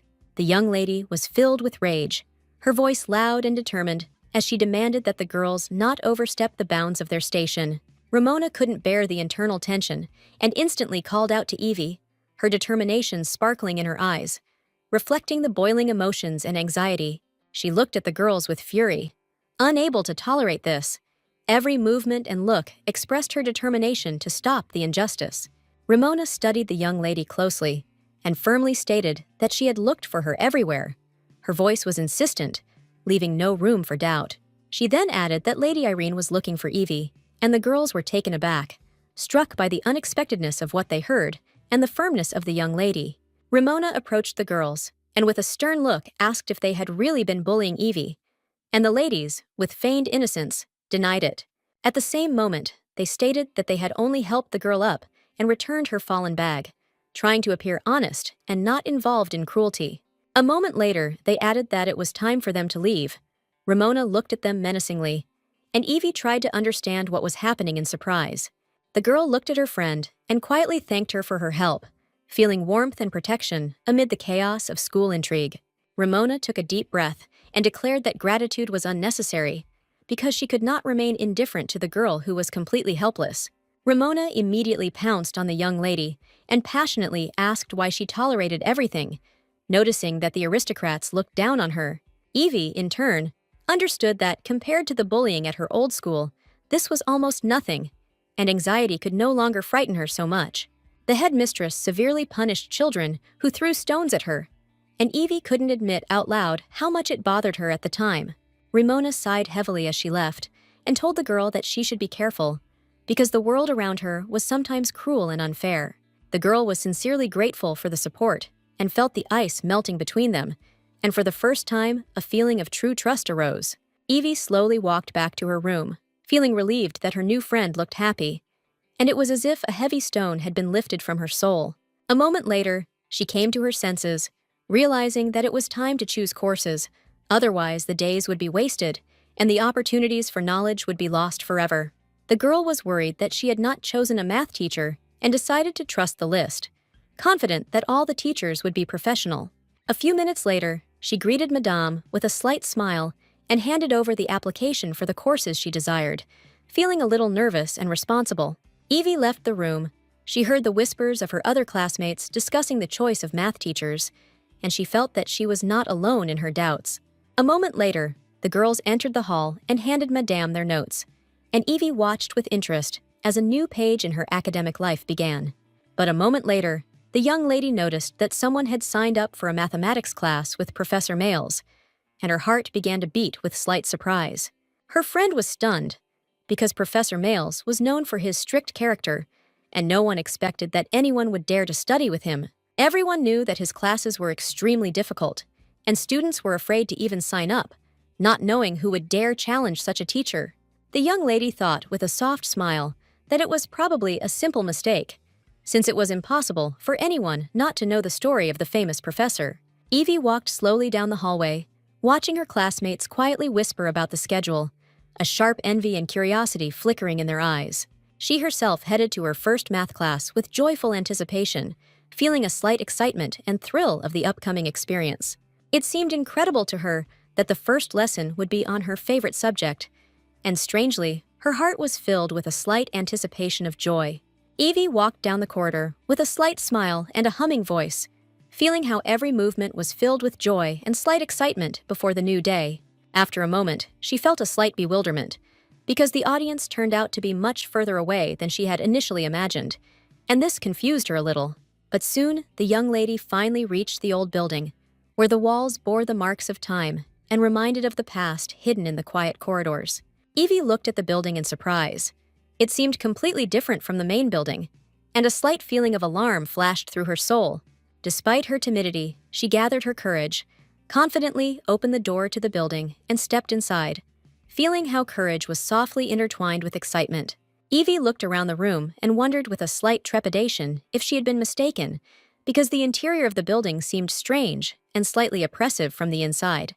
But she soon collected her thoughts, deciding to put her worries aside, because the most important thing was to find the right audience and not waste time. As she walked inside, the young lady froze for a moment. The classroom looked half-abandoned.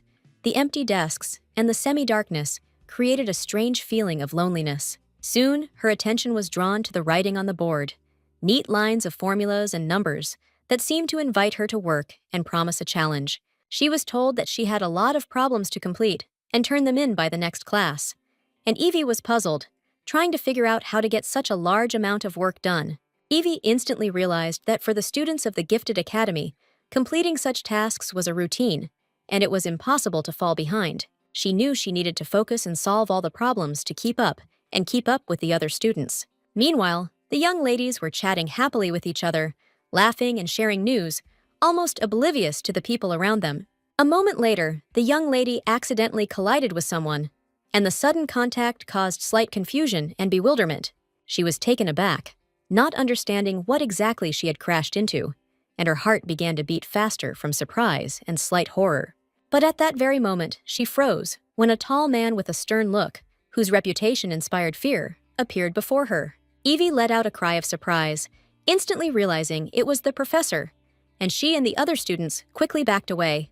The fear turned out to be justified, because she saw that before, children were afraid to even stand up for themselves or apologize when faced with his stern gaze. The professor was fed up with their endless rudeness and understood that none of the students had either the talent or the level for his strict and difficult classes. But the fear of him only grew stronger. He knew that no one had dared to sign up for his class before, so he had barely arrived at the auditorium when he was surprised to notice a tiny girl boldly entering. Evie met his gaze with a joyful and sincere smile, shining with innocence and seemingly unaware of the severity that all the other students felt. The professor looked menacingly at the girl, assessing her courage and impudence, realizing that this small figure was capable of challenging his usual authority. Professor Males looked at the girl wearily and sternly, his gaze piercing through her, as if evaluating her every word and movement. Evie took a deep breath, trying to gather her courage, and confidently stated that she had completed all the tasks that were given to him. But soon her face was clouded with slight regret. She quietly admitted that one task turned out to be too difficult, and she was unable to complete it. The man glanced at her with a cold grin, instantly realizing that the girl had not yet reached the level necessary for his strict training. As he left, he sternly stated that the girl must return immediately and re-register for the course, leaving Evie in complete shock and confusion. She hurried to the professor, timidly apologizing, and hopefully asked if she could ask him just one question. The man looked at her coldly and menacingly, emphasizing that the lesson was over and he was extremely busy, not wanting to be distracted for a second.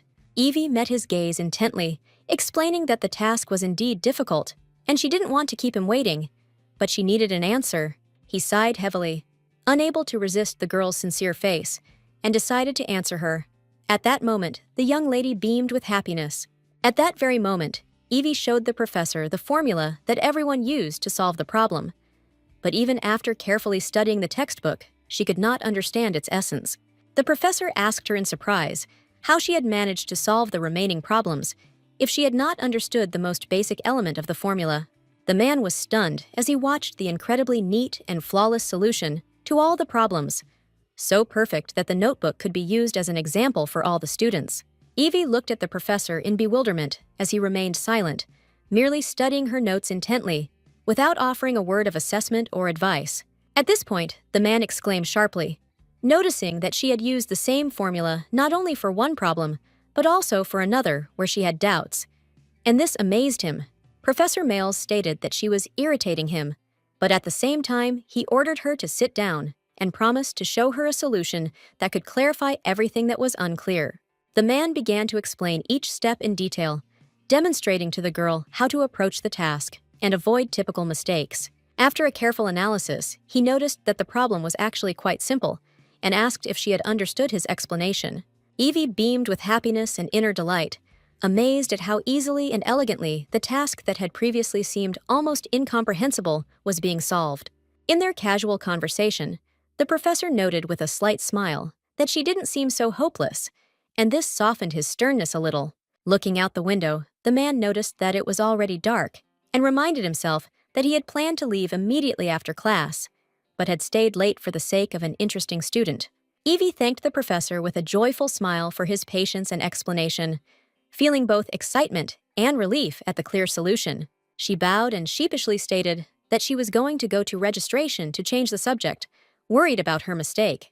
The man couldn't stand it any longer and calmly said that she didn't need to do that at all, and Evie was momentarily confused. Not understanding his words, the professor reminded her that the next lesson would begin with a full course, and that changing the subject was not at all necessary, causing the girl to feel quiet joy. A moment later, he announced that it was time for him to leave, leaving Evie alone with her thoughts and a new sense of responsibility. Evie was overjoyed because she realized that the professor accepted her as a real student, and this gave her confidence and inspiration. After a while, the professor began to wonder if his explanation had been too simple for Evie, and doubts began to trouble his thoughts a little. He sincerely felt sorry for the girl, and decided that while the period of changing courses was not yet over, it was worth trying to convince her to choose the right subjects. But a moment later, he entered the auditorium and noticed Evie's shining face, which greeted him with a joyful smile and shining eyes. The professor asked in surprise if she had cleaned the entire classroom, and Evie admitted that the dust was making it difficult for her to concentrate on her studies. The girl added that cleaning was surprisingly easy for her, and the professor, amazed by such diligence, realized that this was no ordinary student. He remembered that he had never met anyone before who showed such genuine enthusiasm for his subject, and it gave him a quiet respect. Then the professor could not resist and sincerely praised the young girl, noticing how diligently she worked, and this caused her surprise and embarrassment. Evie was surprised, because she did not expect to hear such words, and a trembling feeling of pride and joy arose in her chest at the same time. Professor Males, noticing her confused look, emphasized that physical endurance was important for concentration, but she should not repeat something like this again. Evie couldn't contain her emotions and immediately agreed with him, happily feeling that her efforts were noticed and appreciated by the teacher. After some time, they calmly began to study the new material, and the atmosphere in the classroom was filled with curiosity and a desire for knowledge. Each time, the young lady asked the professor questions, which he answered patiently, and she absorbed every word with pleasure, feeling the delight of learning. Sometimes the professor would fall for her dexterity and clever tricks, answering unexpected questions, and at the same time, embarrassment would play on his face, causing Evie to feel quiet joy. After some time, their lesson ended, and the professor happily saw Evie off, seeing how diligently and conscientiously she completed each task. He noted to himself that he had not met students at the academy for a long time with such perseverance and a sincere desire for knowledge, and this aroused his admiration. He was especially struck by the girl's talent. Her level of genius was evident in her ability to grasp complex topics faster than other students. Professor Males had taught countless children, but there was a rare student who made teaching truly enjoyable and inspiring. She could master material in a single day that took others several weeks, and he realized that he had a future great mathematician in front of him. So he decided to carefully analyze her teaching methods, and a moment later, went to the dean of the academy to discuss his students' prospects. She looked at the teacher in surprise, not understanding what could have happened, because the whole day had been going so calmly, and now such an unexpected situation had arisen. After some time, the young people approached their friends and sincerely thanked them for saving them a place at the table next to them. Ruska looked at the young lady with interest and surprise, trying to understand what she was doing, since she was eating and looking focused at the same time. Male's homework, and the young man froze in surprise, as there were many rumors about the teacher's strict nature. Hearing this, Evie put down her notes and looked at them intently, trying to figure out what exactly they were talking about and why it surprised her so much. Irene looked at the girl with surprise and bewilderment, because she understood that Professor Males was famous for his eccentricity and difficult lessons. Arcel calmly noted that unlike other teachers, this professor didn't care about his students, and that after graduation, it would be difficult to get useful recommendations or connections. The girl looked at them with slight bewilderment and explained that her chosen professor turned out to be incredibly kind, patiently explained the material, and made the lessons engaging. With a smile, she added that, thanks to the professor, she had already mastered several sections of higher mathematics, which amazed everyone, since this seemed almost impossible for her age. Arcel was taken aback and wondered if the girl had deliberately chosen such a difficult course to get ahead of the others, since it required not only talent, but also enormous diligence. The thought that further inaction would deprive him of the title of the best student prompted him to decide to also enroll in a strict and famous teacher. Ruska was stunned and asked his friend how bored he would be in class without a companion, when he suddenly decided to also sign up for a course with the same professor. Irene froze for a moment in sudden shock, realizing that her neighbor and the young people might now be closer to each other than she herself expected. She realized that now they would have to study in the same class without her participation, and a slight anxiety squeezed her heart, like a cold wind, piercing her thoughts. At that time, she firmly decided to take this course on her own, because the teaching style of the other professor did not suit her inquisitive nature at all. Evie turned to her friends with a joyful smile and asked with genuine admiration if they would really be studying in the same class with her. She joyfully shared her impressions, sincerely considering this event wonderful, but each of them understood that they could not lag behind such an outstanding girl. Meanwhile, the teacher walked slowly to the classroom, thoughtfully pondering what he could best teach the young student today, whose abilities amazed the imagination.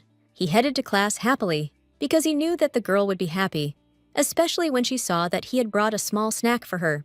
But at that very moment, he was taken aback when he heard that other children were trying to intervene and take his most capable student away from him. The professor burst into the classroom angrily, glared at the intruders, and loudly asked who they were and what they were doing in his class. He was stunned by the audacity of the strangers, not understanding how someone dared to enter and threaten the order of the classes and the safety of the student. Evie ran happily towards the teacher, greeting him, and he immediately softened, smiling back, while the others watched the scene with a little confusion. But a moment later, the professor glanced sideways at everyone present, warning with his gaze that such behavior was unacceptable. And then, his face changing, he asked with cold fury who these children were who were trying to take the student to another class. They unanimously explained that the auditorium was located too far from the main building, and the journey to it was tiring and long. The professor coldly stated that this was still the academy's territory, and they could leave a little earlier to make it to class in time. Irene stated that her friend even developed dark circles under her eyes due to the countless amount of homework, and this was causing her anxiety. The professor froze for a moment, watching as the children pelted him with reproaches, as if he were deliberately mocking their most diligent student. Irene firmly stated that if he did not want his best student to change classes, he should choose a classroom closer to the main building, and the professor agreed. The professor sighed and stated that if that was the case, then everything was fine, but added that he only taught higher mathematics and asked if they would be able to keep up with the program. The young men were a little puzzled, but at that very moment, the Lord confidently declared that he could handle the program without any problems. The young men looked at him with bewilderment, irritated by his self-confidence and boasting, and the professor only sighed and noted that these were just empty words for now. At that very moment, he looked intently at the children and declared that he would give them one difficult task. He said that after completing the task, he would determine who would be able to attend the course and who would not. A moment later, the professor wrote the problem on the board and sternly noted that they had exactly 15 minutes to solve it. Arcel, in turn, completed the task faster than anyone else, in just a few minutes, demonstrating his mental agility and dexterity. He sighed heavily, feeling tired from the countless complaints, and discontent filled him, but Arcel was beaming with joy, feeling the long-awaited success. A few minutes later, all the students were immersed in complex problems. Tension hung in the air, and every thought required utmost concentration. Ruska, having gathered his strength and attention, suddenly realized the correct way to solve the problem, and his heart began to beat with joyful anticipation of victory. A few minutes later, he realized with a triumphant smile that he had succeeded. Delight filled him, and a mixture of pride and relief spread through his chest. The professor looked at the boy in bewilderment, amazed at how fragile logic and courage intertwined in his solution to the most difficult problem. He could not understand how the young student had decided to use the only formula he knew, and his heart sank with admiration and slight embarrassment. The professor sighed heavily, realizing his luck, but deep down he understood that children like Ruska were capable of discovering new approaches and laws of mathematics. Another deep breath, and he announced that the boy was accepted. And Ruska, with a joyful smile, could hardly contain his delight, feeling that the victory was almost unbelievable. At that very moment, the young lady, filled with excitement, looked at her friend, realizing that precious time was quickly running out and she needed to take advantage of the opportunity. She felt anxious, her heart pounding, doubting whether her friend would be able to cope with the task that could determine their success in the lesson. Suddenly, she noticed her friend, shining with amazing calm, as if there was no fear or pressure from the strict professor around her. Evie felt a quiet joy, because she didn't expect anything else from her friend. Her composure was amazing even in the most tense situation. Amazement and confusion grew inside the young lady. She did not know how to act, watching her friend's determination as if time had slowed down. She had no precise solution to the problem, but her icy calm allowed her to maintain clarity of thought despite the impending tension. Meanwhile, the professor had already approached the dean of the academy, considering his next steps, as Evie's talent required special attention and support. Serafina, surprised by what was happening, looked closely at the professor, trying to understand what news or decisions caused such a serious expression on his face. He explained that he wanted to learn more about Evie's abilities, as he planned to become her mentor, seeing her as an exceptionally gifted and promising child. Serafina sighed heavily. A feeling of anxiety overwhelmed her, because the girl already had a guardian, and the professor flared up with rage, wanting to know who had surpassed him. She timidly explained that for security reasons, she could not reveal the information, but the professor growled in anger that this was unacceptable to him, because he was the greatest mathematician in the empire. The man demanded an immediate answer from the lady, threatening to meet with her guardian in person, but Serafina reluctantly stated that such information was too complex and dangerous to disclose. With great effort, she said goodbye to the professor, internally cowering with fear, while silently asking for forgiveness for breaking the usual rules of keeping her guardian's secret. Meanwhile, the chancellor, looking closely at the emperor, announced the upcoming meeting, causing everyone present to feel the growing tension. The emperor sighed heavily, feeling the weight of responsibility, and realizing that he would not be able to avoid participating in a meeting that promised to be extremely important and difficult. The young lady was in a state of confusion at this time.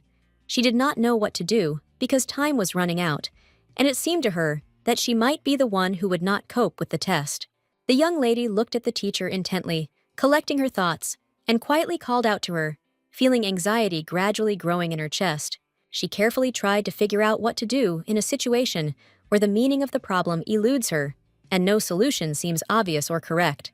The lady calmly noted that the girl had already mastered almost all existing formulas, and therefore it was unlikely that there was a task that would be beyond her capabilities.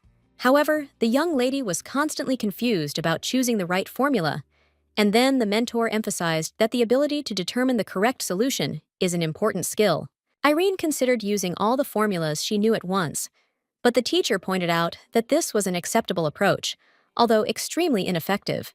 At that moment, the young lady suddenly realized that she already had mastered all the basic formulas, and this discovery filled her with quiet confidence. She clearly understood that she had no right to remain inactive and wait for failure, because the desire to win burned in her heart stronger than any fear.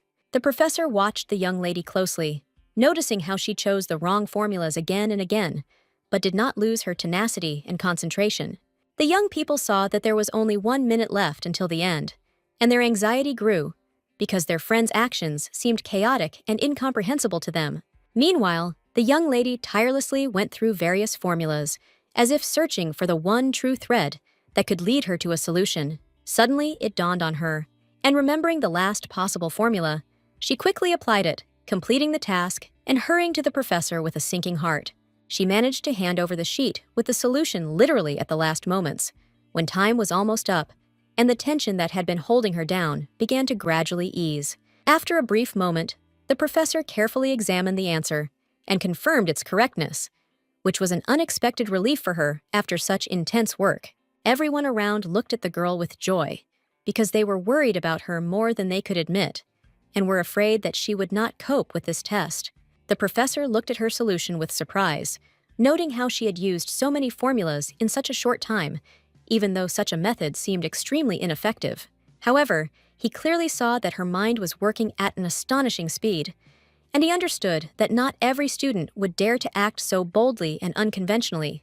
With a heavy sigh, he acknowledged the result and allowed everyone present to attend his classes, thereby finally determining their future path of study. However, a moment later, he wearily asked them not to bring any more new students, as even his patience was at its limit in the face of such a stormy influx. The professor also noted that he would find a new classroom closer to the main building, and this news immediately filled the children with genuine joy. After some time, Arsel looked at his friend in surprise, not understanding the reasons for his confusion, because the test had been successfully passed.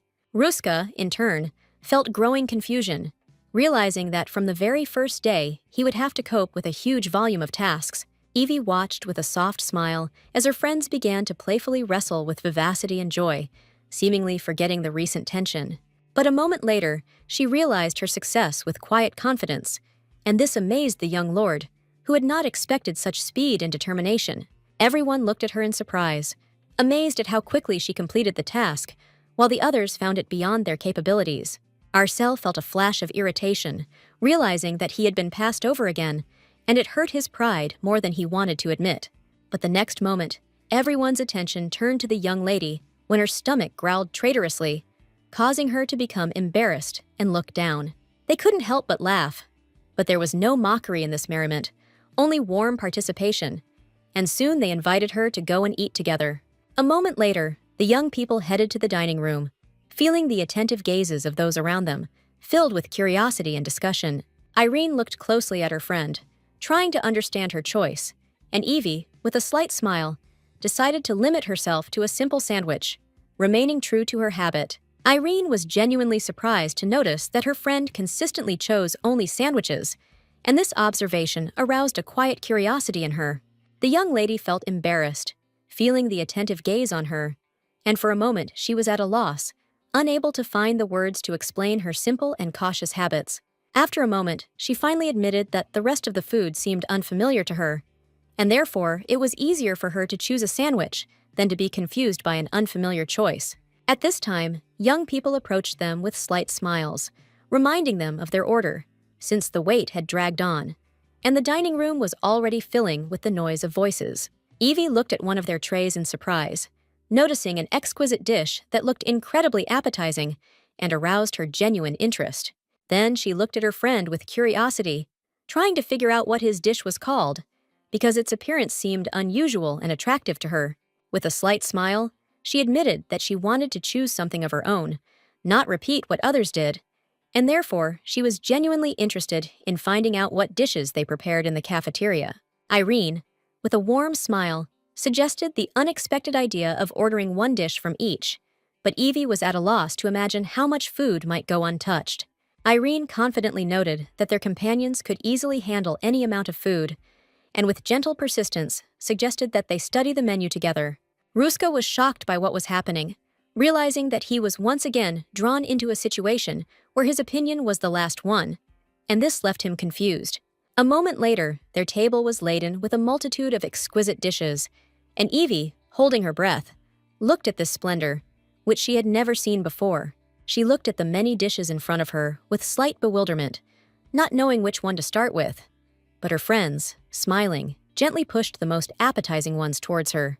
Evie chose her friend's dish with genuine joy, feeling a pleasant excitement, because she was about to try something completely new and unusual for the first time.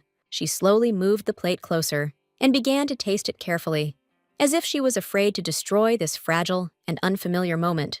But the very next moment she got carried away and began to eat quickly, forgetting about everything around her, which caused surprised looks from her friends. With a beaming smile, she made it clear that the taste was delicious, as she had never tasted such exquisite food before. Irene watched her with a warm smile, enjoying her genuine delight, but still gently hinted that haste could have unpleasant consequences. Evie glanced at her friend with a curious smile, noticing his pace and wondering if he had already managed to finish several servings.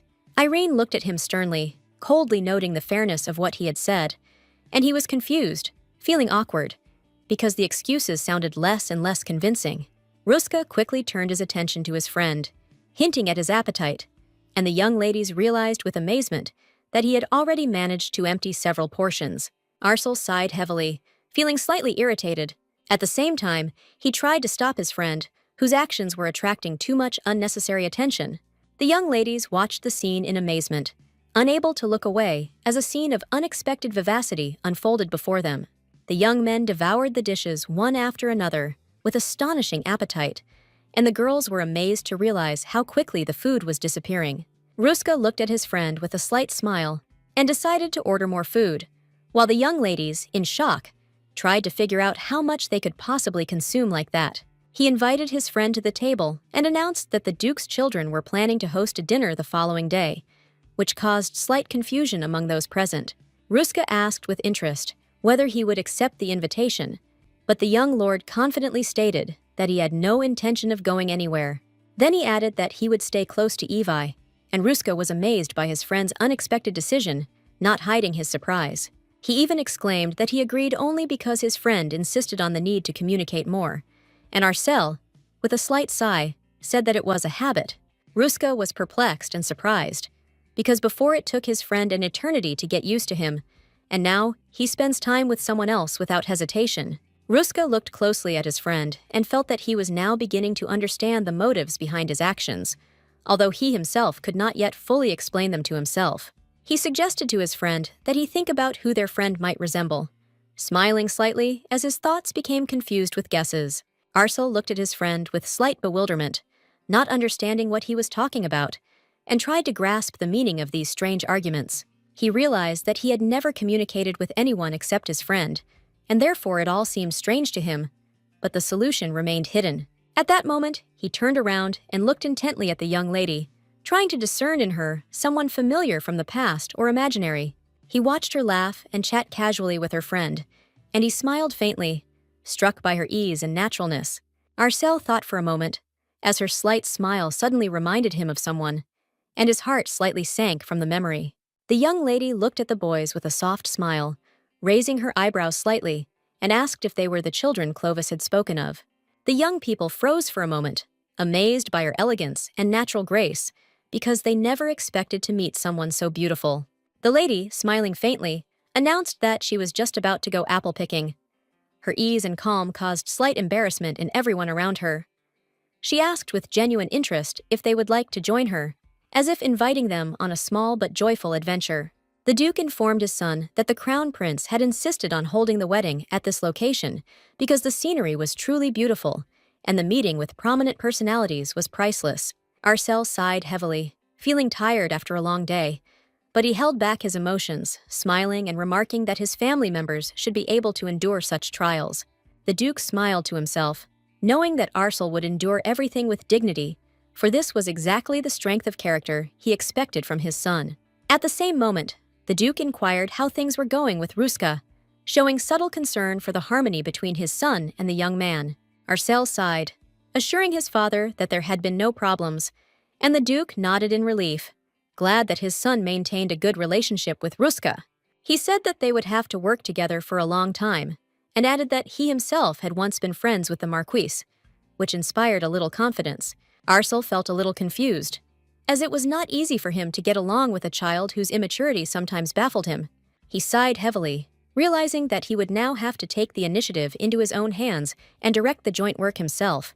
Arsel looked closely at his father and admitted that he had heard rumors about the Crown Prince's bride, that there were rumors that she possessed magical powers. The Duke frowned, surprised that such rumors had reached his son, and carefully asked him not to believe everything, since rumors often turned out to be lies. After some time, they arrived at their destination, and the Duke hoped with slight anxiety that his son understood the full meaning of his words. He then hurried to the knight, apologizing for being late, and at the same time inquiring how things were going in their joint plans. The knight urged the duke on slightly, and Arcel glanced to the side and noticed that his friend was hurrying somewhere, barely concealing his impatience. The young man quickly approached his friend, trying to understand where he was going in such a hurry, feeling a slight worry for him. The friend admitted with a smile that boredom had pushed him to go into the forest, to have some fun, and feel the freedom among the trees. Arcel was slightly puzzled, as he had been told earlier that walking alone in the forest could be dangerous, and anxiety immediately overwhelmed him. Ruska turned around abruptly and informed his friend that if he didn't want to go, he would go himself, which immediately stunned Arcel and made him stop. Arcel, watching his comrade, felt alarmed, shouting about the danger of the forest, because any wrong move could lead to lost steps. Suddenly, the young people came across an amazing person and seemed to be frozen, unable to believe their eyes in the face of such beauty. The young lady greeted them with a gentle smile and asked with a touch of playfulness if they were the children Clovis had mentioned. She beamed as she told me she was going apple-picking, and her easy grace made the moment almost magical, as if time had stood still around her. Then she gave them a beaming smile, as if inviting them to play, and asked if they would like to join her on a walk in the forest. Arcel froze for a moment, numb, realizing that standing before him was the same mysterious woman from the rumors he had heard about earlier. He had heard before that a young lady wandered through the forest every day, and rumors had surrounded her with a strange, almost frightening aura, as if she were a witch. There were rumors that deep in the forest, there was her hidden lair, where she mysteriously conducted experiments with dark magic and influenced the crown prince. Arcel felt fear, imagining how she could drag them into the depths of the forest for her mystical experiments, and instantly refused to follow her.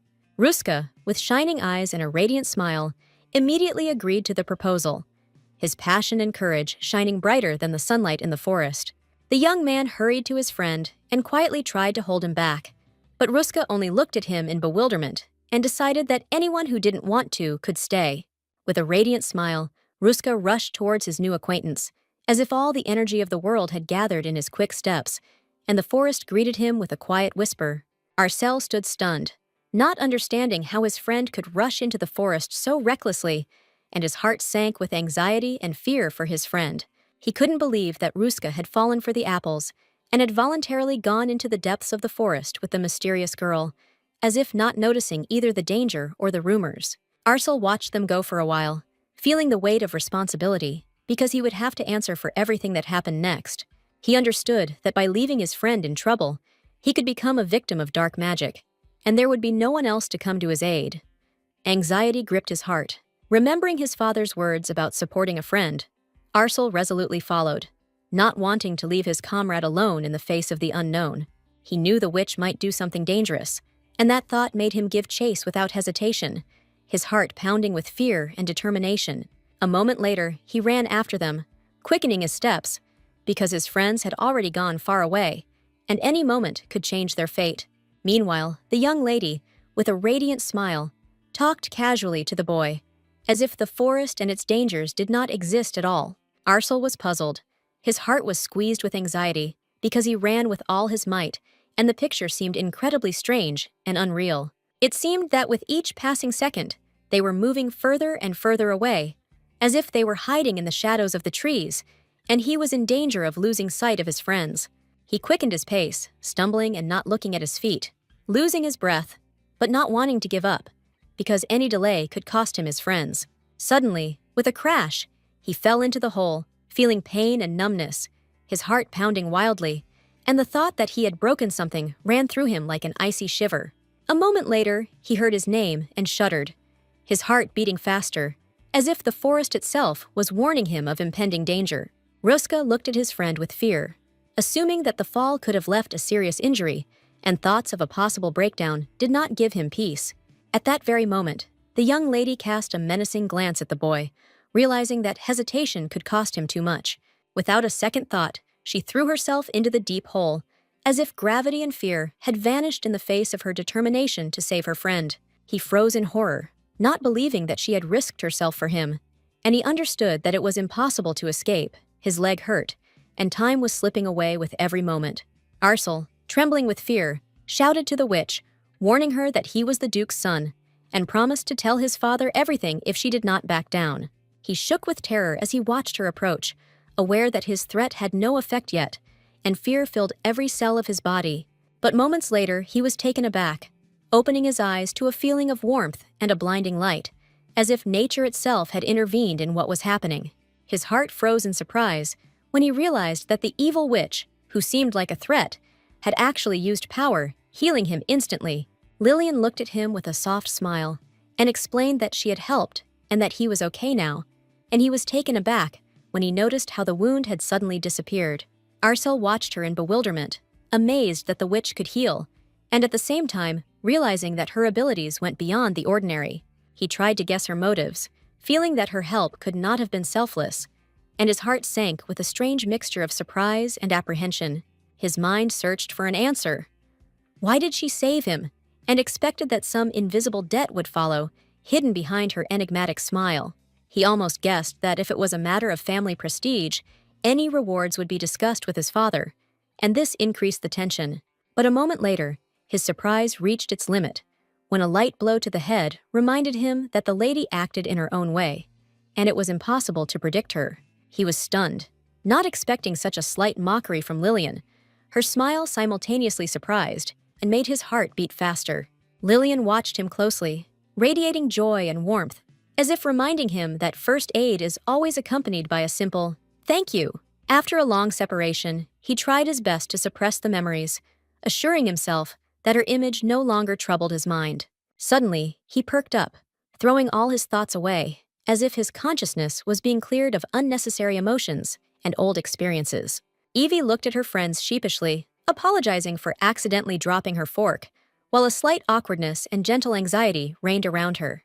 Arcel looked thoughtfully at his friend, feeling a strange sense of déjà vu. Her gaze unexpectedly reminded him of an old acquaintance.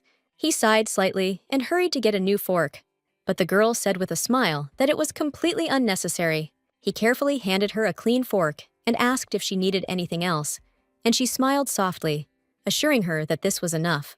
The young lady thanked him sincerely for his concern, and her eyes shone with joy, like a small spark of warmth in a cold room. Arcel smiled back, modestly noting that there was nothing to thank him for, and felt a quiet satisfaction inside. Evie looked at her friend carefully, her eyes sparkling with curiosity, and she stated that she would like to ask him one question. With a little timidity, she asked why he was so kind to her, and he was taken by surprise by this question. The young man was at a loss for words, as he did not know how to explain his feelings and actions in simple terms. At that very moment, memories flashed through his mind.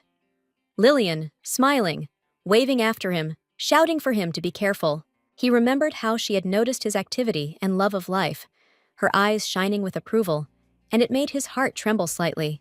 Arcel could not resist, and with slight anxiety, asked the young lady why she was showing them such unusual kindness and attention.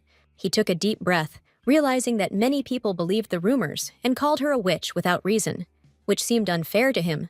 Ruska looked at his friend in surprise and quietly admitted that he had never drawn such conclusions, although doubts tormented him and his leg was bruised. At that moment, the young lady laughed quietly, watching their sweet quarrel, and her cheerful laughter added lightness to the tense atmosphere. She said with a kind smile that she knew some things in advance, and the guys just looked at her in bewilderment, trying to understand her words. She smiled as she looked at them and declared that someday the two of them would become important people for the happiness of her future child. Lillian added that they would spend a lot of time together, and thanks to their care, her child would grow up kind and happy.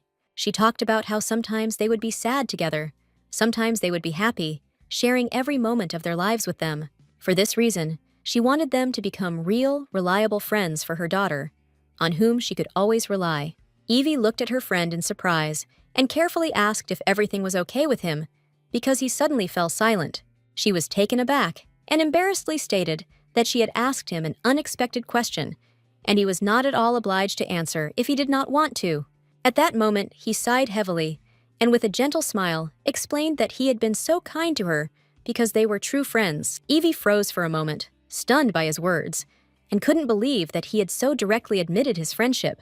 She looked at him for a moment, embarrassed, realizing that she had not expected to hear such a thing, and did not know what to say in response. Then Ruska called his comrades with a smile, announcing that they should quickly come to them so as not to waste time.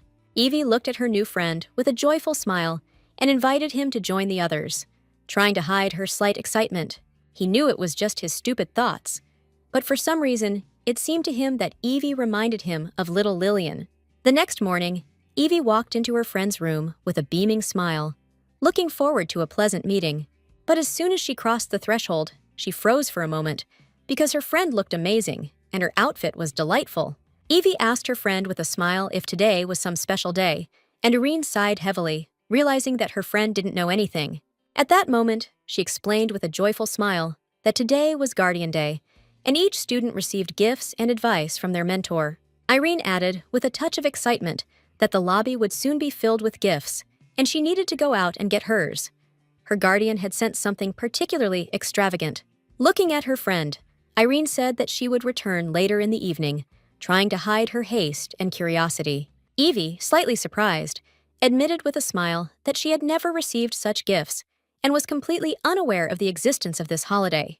Irene was taken aback and realized with alarm that she had forgotten that her friend might be left without a gift, and declared that this was not funny at all. A moment later, the young lady announced that it was time for her to go, her face shining with slight excitement. As she left, she said goodbye to her friend with a smile and promised to see her in the evening.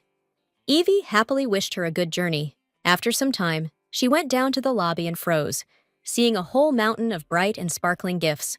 Evie was amazed by the scale of what was happening, and at the same time surprised, because she had never seen anything like it. Her eyes sparkled with delight. She began to examine each gift with joy and curiosity, deciding to study the entire huge mountain down to the smallest detail.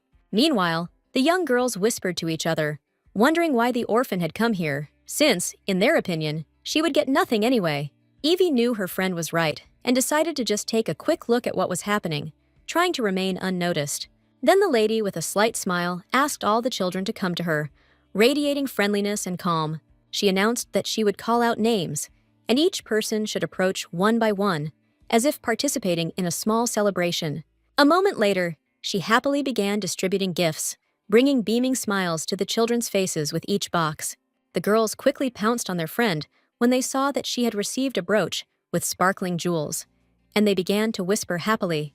The lady called the next girl with a slight smile, inviting her to her with gentle attention.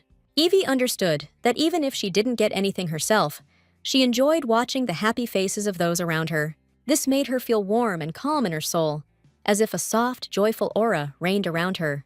The young girl looked around at everyone present with a slight smile and quietly announced that she would go into the room to open her gift. The children began to whisper among themselves, saying that she looked a little embarrassed and perhaps had been expecting something modest. Evie wondered if the girl was embarrassed by the simplicity of the gift, because in her place she would have been happy with any attention. The girl sighed heavily and decided to return to her homework, trying to distract herself from her worries. But the next minute, she froze in place when she heard someone call her name. She turned around in a hurry and wondered in bewilderment if she had misheard, because she couldn't believe she had heard her name.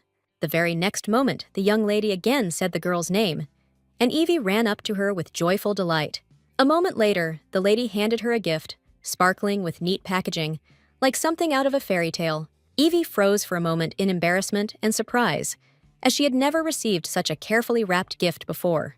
For the first time in her life, the girl held something so special in her hands, and it seemed to her that this moment had come straight from the pages of a magic book. Evie was desperate to know what was inside the gift, and she carefully walked into the room to open it carefully. But a moment later she froze, hearing a sudden casual call that made her start. The young lady glared at her and demanded in a commanding tone that she give up the gift, declaring that she wanted to check something. Evie was stunned and did not expect such an intervention, but the girl insisted, noting that something was clearly wrong. A beggar from an orphanage could not have received such a luxurious gift. Evie's face turned pale, knowing that this simply couldn't be a mistake, and shock gripped her for a moment. Then everyone started whispering, noticing that the orphan seemed to have taken someone else's gift, since she could not have had a guardian.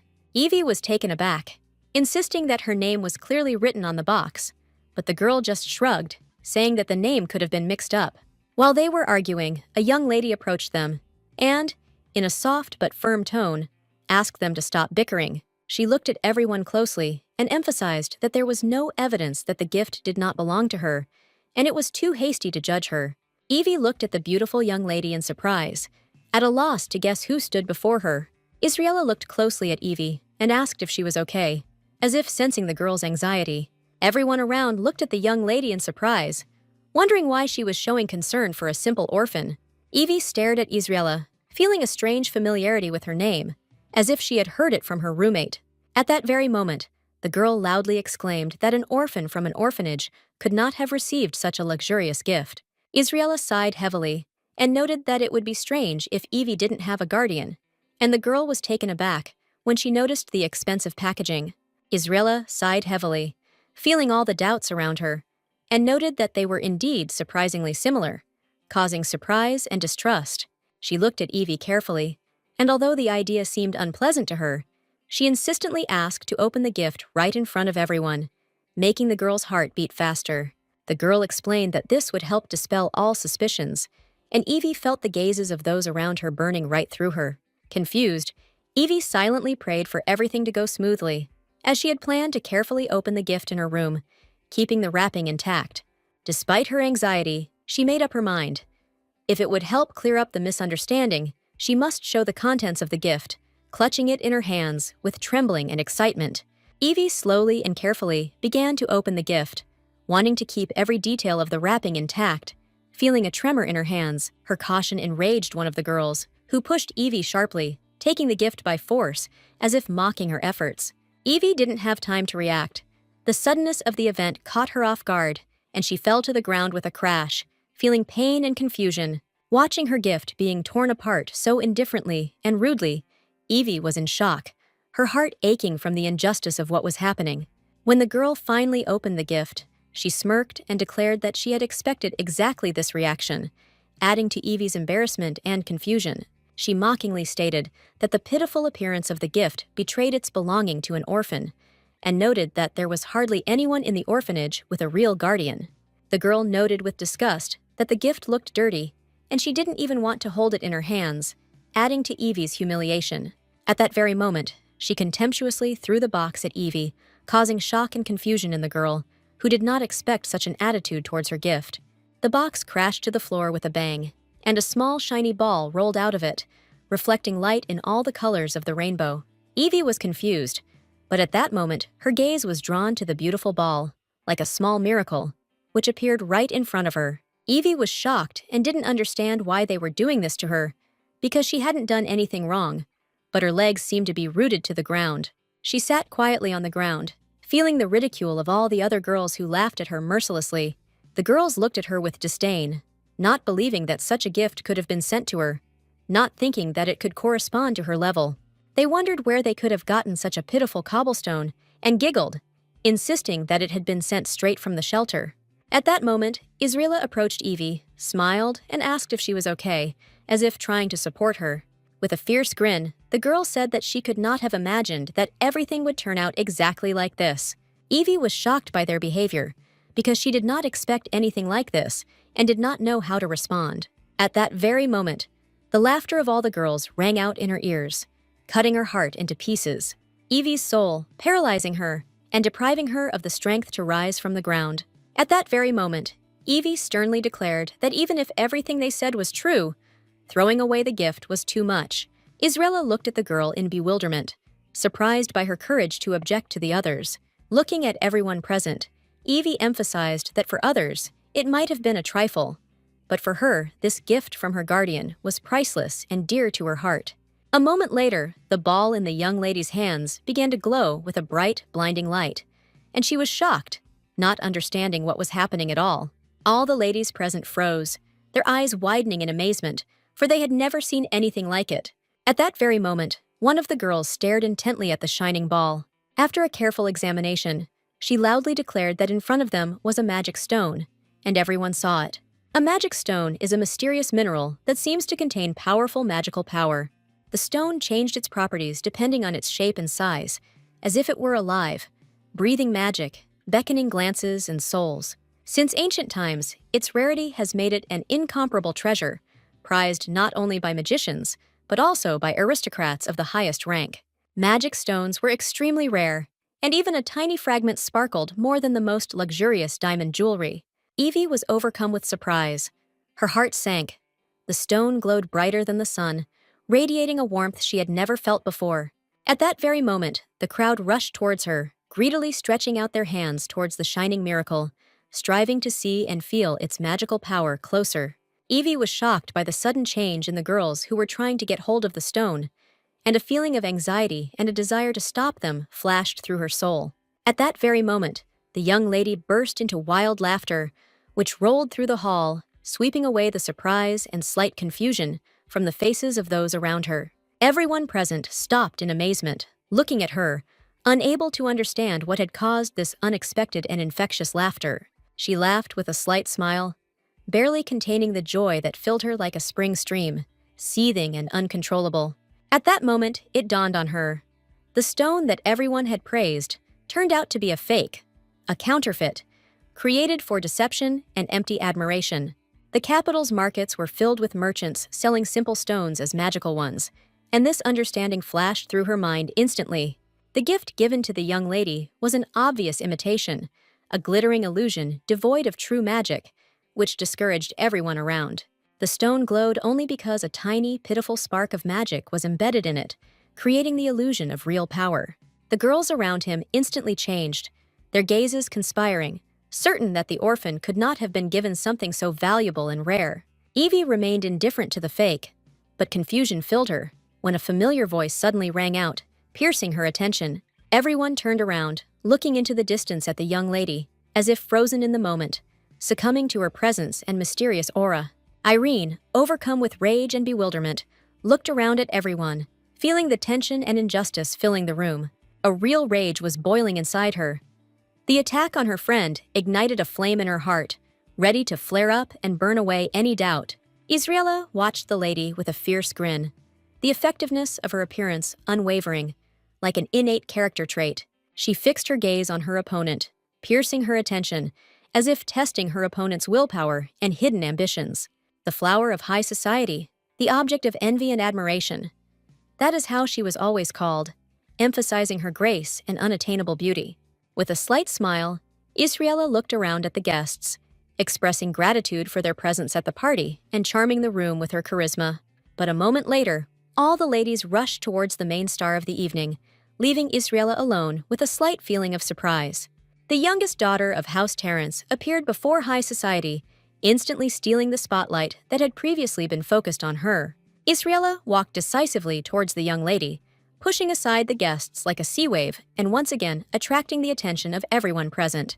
Israela greeted the guest with a slight smile, introducing herself as the hostess of the evening. Her grace and confidence immediately attracted attention. In honor of the young lady's entry into the capital's high society, she prepared a small but carefully thought-out gift for her. Her gaze slid over the table, littered with all sorts of gifts, reflecting the chaos and the guest's endless desire for impressions. With a smile, she carefully put away the unworthy gifts, making room for the special gift that was to be the center of attention. Irene was stunned by Israela's demeanor, observing her determination and ability to combine sophistication with a touch of daring. Finally, Israela looked at the lady with a smile, showing off a carefully prepared gift. New shoes that shone like a little magic. Israela said that the shoes were a completely new design from the famous boutique, rare and incredibly beautiful, attracting the attention of everyone around. The ladies present were amazed by the gift. The shoes sparkled with elegance, and Israela gently made it clear that gratitude was not necessary. Irene studied the shoes closely, trying to place their familiar style, like a memory of a purchase several months ago coming to life. Israela didn't hide her surprise. Her eyes widened when she realized that the shoes were already recognizable and brought back memories for the guests. Irene noted that in the South, such a style had long been considered outdated, leaving Israela in slight bewilderment and quiet amazement. Israela was shocked and couldn't believe it, because the designer personally assured her that this style was a real novelty, and not the familiar old one. Everyone present began to whisper, understanding Irene's composure, and tried to get closer to the girl, wanting to charm her with their attention. Fury raged within Israela. The late arrival of her rival had deprived her of her place, humiliating and hurting her pride, leaving a bitter feeling of defeat. She saw looks full of alienation, restraint brought to perfection, coldness and inaccessibility that challenged. Israela watched the lady with disdain, finding everything about her irritating, and once again felt that her rival had become an insurmountable obstacle. Israela looked at the lady with a caustic grin, feeling confident and superior, as if pointing out her slight delusion. Irene met her rival's gaze with a fury like fire and tried to comprehend what was happening, peering into the chaos of the moment. Israela felt the need to restore order, as Evie was causing a stir by flaunting the fake magic stone. With a grin, she noted that the young lady had recently arrived in the capital, and much of what was happening around her was still unknown to her. She casually noted that the markets were flooded with counterfeit magical stones, but Evie stubbornly continued to insist on the authenticity of her stone. There were unpleasant rumors about the girl, as if she did not respect the nobility, and, being a classmate, she simply could not stay away. Irene glared at the young lady, believing that she was the only one in the room who showed true ignorance. Israela looked at the lady with bewilderment, trying to understand what was being said, as if faced with an unexpected challenge. Irene said she was a member of the House of Terrence, a family with a long tradition and an impeccable reputation. She explained that the family dealt in magical stones at auctions, and from childhood, she was trained in the art of recognizing counterfeits. She couldn't believe her eyes, realizing the impossibility of such a simple fact remaining unnoticed by her. At that very moment, the young lady swore with ardent determination on the name of her house, feeling the magic of the real stone in her friend's hands. Evie stood there in amazement, shocked that her neighbor had suddenly taken her side, as if support had suddenly flared up. Irene, without wasting a second, stepped towards her friend, forcefully pushing the lady away, and clearly indicating that there should be no more obstacles in the way. Israela seemed to stand frozen, her heart pounding, and her mind silently searching for the right way out of the unexpected shock. The whole situation seemed explosive. The ladies watched Israela with bewilderment and alarm, seeing how she was arrogantly driven into a corner. Israela was stunned, unable to believe that a simple orphan could possess a magical stone, as if a secret had been revealed to her. The young lady approached her with quiet care, attention, and gentleness, as if testing whether Israela's heart could withstand this new turn of events. The thought of Irene's severity echoed in her thoughts, but at the same time, the lady felt the logic in her actions, as if every step was thought out and inevitable. At that very moment, the girl noted with determination that Irene had recently been showing unusual gentleness towards the orphan, changing the usual order of things. Israela looked away silently, not saying a word, feeling the cold of Irene, which seemed to envelop the entire space around with a stern breath of power. Now she saw the lady's warm affection for the orphan, emotions that had previously seemed alien to her awakened surprise and quiet admiration. Israela couldn't help but smile inwardly, finding a strange, almost playful charm in the situation. The lady who had seemed flawless suddenly revealed a fragile vulnerability, and Israela watched with interest as perfection took on an unexpected hue. The emperor sat quietly in his office, immersed in papers, every detail of the work gliding intently under his attentive gaze. A moment later, he raised his eyes to the window, thoughtfully assessing whether his ward liked the thing he had given her with care. In the evening, the silence of the office was broken by the quiet creak of the door, signaling an unexpected visit, which made the heart beat slightly faster. Upon entering, the chancellor apologized with slight embarrassment for his late appearance, but was in a hurry to discuss the important issue of guardianship over a student. The emperor carefully examined the man, internally checking whether this was really the same girl whose choice he had made personally. The man confirmed that everything was correct, explaining that the selection of guardians for the new students had gone smoothly, except for that girl, where unexpected difficulties had arisen. The chancellor explained that the latest rumors had only increased the greed of people willing to take advantage of the orphan after his release, and the emperor felt uneasy. He noted that all suitable candidates were already taken by other students, and the emperor wondered if there was already a solution to this situation. The man proposed appointing a fictitious person to the position, but in his search, he came across a suitable candidate, the baron's younger brother. The emperor carefully inquired about the name of the new tutor, and the chancellor quietly announced that the professor's name was Xian, commanding respect with his tone. Clovis sighed heavily, realizing the gravity of the moment, and came to the conclusion that the professor's name could become a shield for the orphan. He remembered their last meeting, where he had introduced himself as Xian in confusion, not attaching any importance to the words that now carried the weight of a fateful decision. The emperor paused, surprised by the choice of such an unusual title, but nevertheless admitted that there was a well-thought-out logic behind it. Clovis clearly understood that before him was an opportunity, rare and obligatory, requiring him to accept responsibility without the right to retreat. His gaze slid to the mountain of gifts, and in this abundance he noticed something strange, because usually such signs of attention were much more modest. An image of a magical stone flashed in my memory, softly shining in the semi-darkness, as if holding a secret and some kind of attractive power. He hoped that the soft glow of the stone would one day illuminate the girl's life, tearing her away from her recent loneliness and thick, almost tangible darkness. Irene looked at her friend in surprise, her gaze lingering on the torn paper, which revealed a strange and inexplicable care. Evie sighed heavily, feeling a pang of affection, for even the damaged packaging remained part of the gift from her distant guardian. The realization of what had happened brought a surge of rage. The thought that someone else's hands had treated the gift so cruelly awakened a storm of anger within her. Evie gently tried to calm her friend, acknowledging her previous confusion, but now a calm and quiet confidence was already glimmering in her heart. She felt a quiet but genuine happiness, because for the first time, someone had prepared a gift for her, filling her heart with warmth and hope. This bright feeling turned out to be stronger than the previous pain, ridicule, and insults, as if a soft light had driven out everything dark from her soul. Evie looked at her friend with curiosity, and Irene, with a slight weariness, realized the reason for her return, connected with a forgotten element of decency. The thought of her family's strict morals prompted her to quickly return to the dormitory, not wanting to become the object of cold instructions again.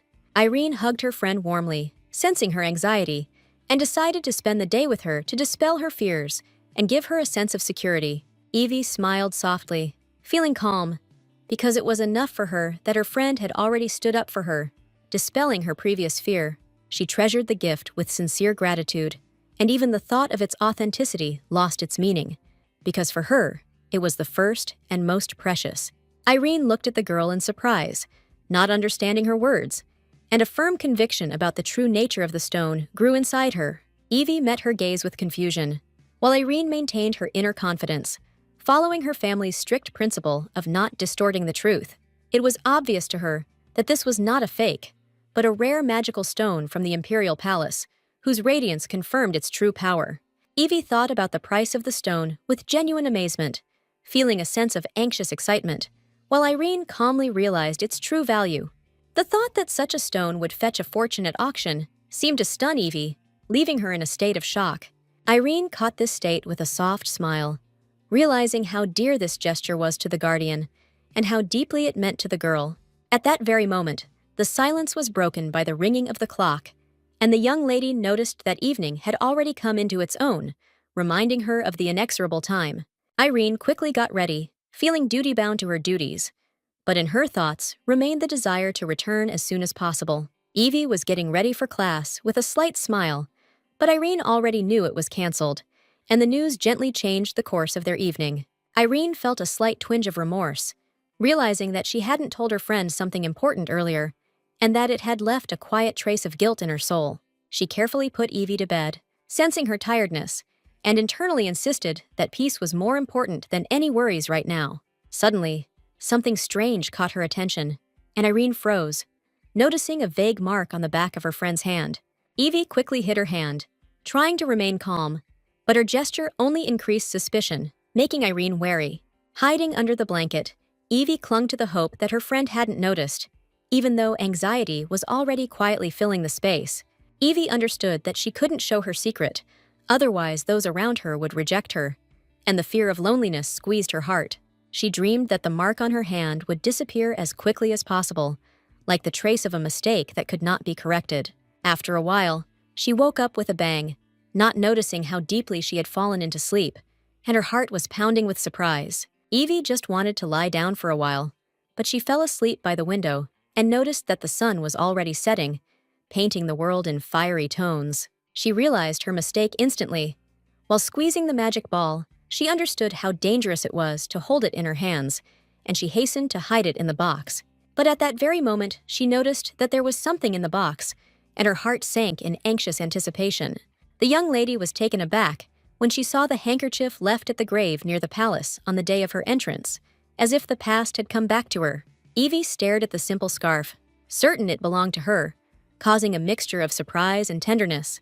She was shocked when she realized that the object in the box meant that her guardian was the professor, whose attention seemed so unexpected. Shock gave way to joy. Her heart was filled with light, because what seemed like an accident acquired meaning. In a hurry, she ran to the place of their first meeting, because it was there that their paths crossed for the first time, leaving the memory alive. Evie hurried before the sun completely disappeared, hoping that she would have time to meet him again and not miss the chance. She wanted to thank him for the gift, and then carefully ask if he had sent it by mistake. Humbly hiding the wave of emotion, she understood the value of the item and wanted to return it, leaving nothing to chance and protecting someone else's care. As she crawled through the thicket, she noticed the professor and screamed, and the mark on her hand began to glow, revealing her secret and her alarm at the same time. A moment later, the emperor turned around, hearing the thin voice of a young girl, and his heart trembled slightly in surprise. She greeted him with a smile, and he noticed with bewilderment that the girl seemed to be stuck between fear and curiosity. At that very moment, the emperor came closer and carefully lifted her up, as if protecting her from any adversity. He looked at her closely, checking to see if she was hurt, and Evie gratefully assured him that everything was fine. At that very moment, he asked her why she had come here again, and Evie froze for a moment, unable to find the words to answer. He looked at her hand in surprise, thinking that he might have hurt himself, but she quickly explained that it was just an itch.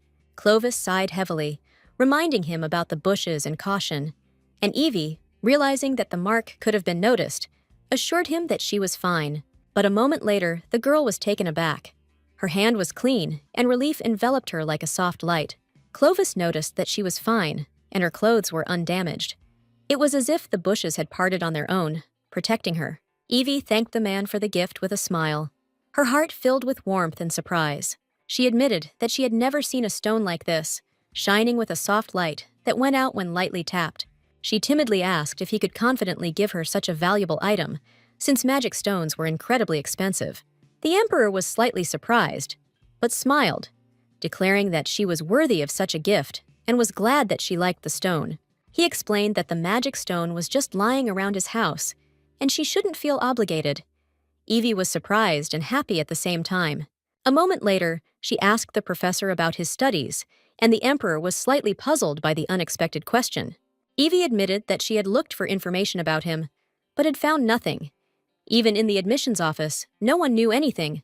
The emperor timidly explained that he had decided not to teach classes this semester and would only be able to open the course next semester, to the girl's delight. The young lady was delighted with this news, feeling pleasant excitement and hope. At that very moment, she asked where his office was, and he was taken aback, confused, and not knowing what to answer. Clovis looked at Serafina intently and stated that he would like to get an office at the academy, leaving her completely shocked by the unexpected statement. Serafina thought he had accepted the position against his will, and wondered if he was really willing to go that far. He explained that the girl was looking for him at the academy, and he had no other choice, which made her think deeply. She suggested changing the guardian, since there were many worthy candidates around who were capable of taking care of the girl. She added with a smile that even Professor Males had expressed a desire to stay and take care of his young charge. At that very moment, the emperor could not bear it any longer, and shouted angrily that the cabinet simply had to be prepared without any unnecessary discussions. She was shocked, not believing that he could be serious, and thought that it was just a joke. But the emperor immediately explained that he had a lot of work, and therefore quickly escorted her out of the office, leaving her no choice. Serafina was extremely surprised by his abrupt actions and could not hide her inner turmoil. At the same time, she wondered if the emperor really had no intention of changing the girl's guardian, despite all the discussion.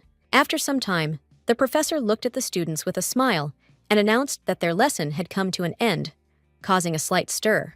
He announced that the next lesson would be held in the new auditorium of the main building, and the young people greeted the news with enthusiasm. He added with a smile that, although the auditorium was smaller than the others, there were few students in their class, so there would be no crowding. He explained that in their free time, They would be able to use it as a restroom and a place to spend some quiet time. But at the same moment, he warned that if the children became too carried away by the festival and did not do their homework, they would be immediately suspended from classes. A moment later, the young lady sighed heavily, thinking about returning home for the weekend. Feeling slightly tired and anxious, she looked at her friend and admitted that she would like to stay close, never leaving her side for a step, appreciating the friendly warmth. Ruska turned to his friends with a smile, explaining that this weekend was the first time they were allowed to leave the academy. He noted that this is why everyone was returning home to their families, and parents would begin picking up their children in the evening, maintaining order. Irene sighed, thinking that not much time had passed, and she did not understand all the fuss, because relatives had already gathered in her house, waiting for her. Evie asked her friend if he was going home, and he confirmed with a smile that their estate was far away, and he needed to pick up some books. He sighed and admitted that he would most like to stay in the dorm and continue his studies, enjoying the peace and quiet. Ruska looked closely at his friend and noticed that if she stayed in the dorm, she would be lonely, since she was used to the company of friends. The young people listened to these words with interest and slight surprise, noting their friend's concern for her comfort. She explained with a smile that the orphanage was too far from the capital, and she was already used to loneliness, so everything was fine. Evie added that it would be a bit boring without friends, and then the young man suggested going to the festival. He was sure that she would like it, but he didn't have time to finish, because he was distracted by his friends, causing the young lady to feel a slight, amusing surprise. Sometime later, the parents came to pick up their children from the academy, reminding them that the end of the school day was approaching. Evie said goodbye to her friends with a smile and watched them leave, hiding her true plans. She couldn't say that she wanted to go out and see the festival with her own eyes, because the rules forbade her to go without a guardian. She noticed the cool and brightly lit streets of the capital, filling her heart with admiration and slight anxiety. On the day of her admission, she had only seen the city from the carriage window, and now the view of the streets was especially captivating. Evie only took a quick glance, but it was enough to capture the stunning view, and it would remain in her memory forever. She understood that the rules did not allow her to go out without a guardian, so she decided to just sit in her room and read books. The corridor, usually busy, was now empty, and this strange sensation increased her internal tension. She felt a little uneasy and wanted to return to her room as soon as possible, feeling anxious. A moment later, the young lady opened the door and froze for a moment at the unexpected sight. In the distance, she saw the professor, and her heart was filled with delight and joy at the same time. Shock gave way to happiness. She didn't expect to see him on such a day, and his smile made the moment even more wonderful. The emperor looked closely at the young lady, and with a gentle smile, stated that he had been waiting for her, filling the atmosphere with warmth and attention. Evie joyfully hugged the professor tightly, surprising him with her sincere emotionality and childish spontaneity. She admitted with a smile that she was very glad to see him, and her happiness was felt in every movement. Evie inquired why the emperor was in the dormitory at such a late hour, causing him some confusion. He was taken aback for a moment, not knowing how to answer the unexpected question, and his gaze lingered on her curious eyes. But soon he brought her into the office, where the young lady was delighted, because she had never seen anything like it before. She walked up to the shelf of books, amazed by their quantity and variety, as if discovering a whole world of knowledge. Evie asked if the emperor had read all the books. He didn't expect such a question, but answered in the affirmative. Coming closer, he explained that for a professor, this was completely natural, and smiled, observing her surprise. But he was soon taken aback by the variety of books on the shelves. Realizing that her friend had gone a little overboard, Evie looked at him intently and asked if she could come into the office if she didn't understand anything. She admitted that she knew about other professors, but she believed that he would be able to explain complex issues better. The emperor, with a gentle smile, stated that she could come at any time, and if she wished, he would set aside a separate time in the schedule for her. The young lady was surprised, but glad to hear such a thing, and thanked him with a smile, knowing that there would be no refusal. A moment later, their conversation was interrupted by noise outside, and they looked out the window, amazed by the beauty of the festival and the bright fireworks. The emperor looked closely at the girl and asked if she was surprised, since the festival had already begun and the lights were blinding her eyes. He was worried that loud sounds might scare her, but the young lady only approached the window, enchanted by the beauty of the lights. Clovis froze, not expecting to see the girl from such a side. Her delight and sincere admiration amazed him. Then, he suggested going to the festival together, but Evie timidly stated that it was already late, and the interest in the festival was not so great. He sighed heavily, admitting that he wanted to walk around the city with her, but if she didn't want to, there was nothing he could do. The young lady was surprised by his words, feeling a thrill and warmth that slid through her heart at that moment. He sighed heavily and stated that he would be a little sad alone, but at the same time, he could not force the child to go to such an event, even if it did not want to. At that moment, Evie couldn't stand it any longer and shouted that she actually loved festivals and she really wanted to go with him. The emperor looked at her with a gentle smile as he felt calm. After some time, they finally went to the event, and the emperor noticed how she looked with delight at the busy streets. Clovis, without wasting a minute, extended his hand to the young lady. She was surprised, but at that very moment, she took his hand, and with a joyful smile, they walked through the streets. He watched her with a joyful smile as she explored everything new for herself. A moment later, Evie called out to the emperor and asked what the people near them were doing. The emperor stated that they were playing a game, and if someone hit the target, they would eventually win a prize. He stated that if she was interested, they could come closer and play, at which point she shouted that they didn't have to play at all. But still, despite her denial, the emperor noticed that she was watching the game with burning eyes. Evie looked at the professor with a smile and suggested that he look at something else. At that moment, the emperor thought for a moment. He saw that she was constantly suppressing everything she wanted to do and everything she wanted to try. He didn't know what the reason was, but he wanted her to enjoy the walk. At that very moment, he approached a small tent and announced that they would play once. The young lady was shocked, as she did not want such a thing at all. Evie said that everything was fine, and she didn't need anything like that. But then the emperor looked at her with a gentle smile and said that she did not need to worry, because he was simply doing what he wanted. Evie, in turn, felt awkward. And then the man handed the dart to the emperor. The young lady wished the professor good luck with a smile, as she knew he would succeed. A moment later, he tried, but his dart missed its target. Evie looked sharply at the professor and stated that he should aim a little to the right. At that very moment, he threw the dart again, but missed again. The emperor sighed heavily and declared that such a thing was too difficult for him, and for this reason, the game was intended only for children. He looked at the young lady and asked if she wanted to help him. Evie was surprised as she didn't expect that. He looked at her closely and stated that the last attempt was very important, and that is why he was counting on her a lot. She was surprised because he was actually letting her try. Evie looked at the professor with a satisfied smile and declared that in that case she would try her best. Evie stared at the target and focused instantly. A moment later, she threw the dart at the target, closing her eyes and hoping in her heart that she would hit the target. Moments later, they congratulated her because she won. They were shocked because they did not expect this. A moment later, she was given a small but sweet prize. Evie, in turn, was very happy when she heard something like this. At that very moment, she looked at the cute toy with a smile, but told the professor that he should take the prize. He smiled and said that she was really great, but at the same time, he said that this was not the prize he wanted, because he wanted to win the biggest doll. He stated that she could keep the ones like that for herself, or they could just return it to her. Evie was extremely surprised, since she did not want to return such a cute toy at all. At that very moment, she shouted that she would take the press for herself. The emperor looked at her with a satisfied smile, since everything was going according to his plan.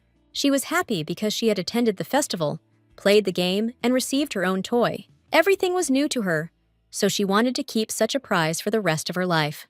The emperor looked at the found lady with a tender smile, as he saw how happy she was about this. At that very moment, he announced with a smile that he would like to try something with her. The emperor said that he would like to visit with her a shop that they had seen earlier, but a moment later, he was taken aback as the crowd of people surged forward suddenly.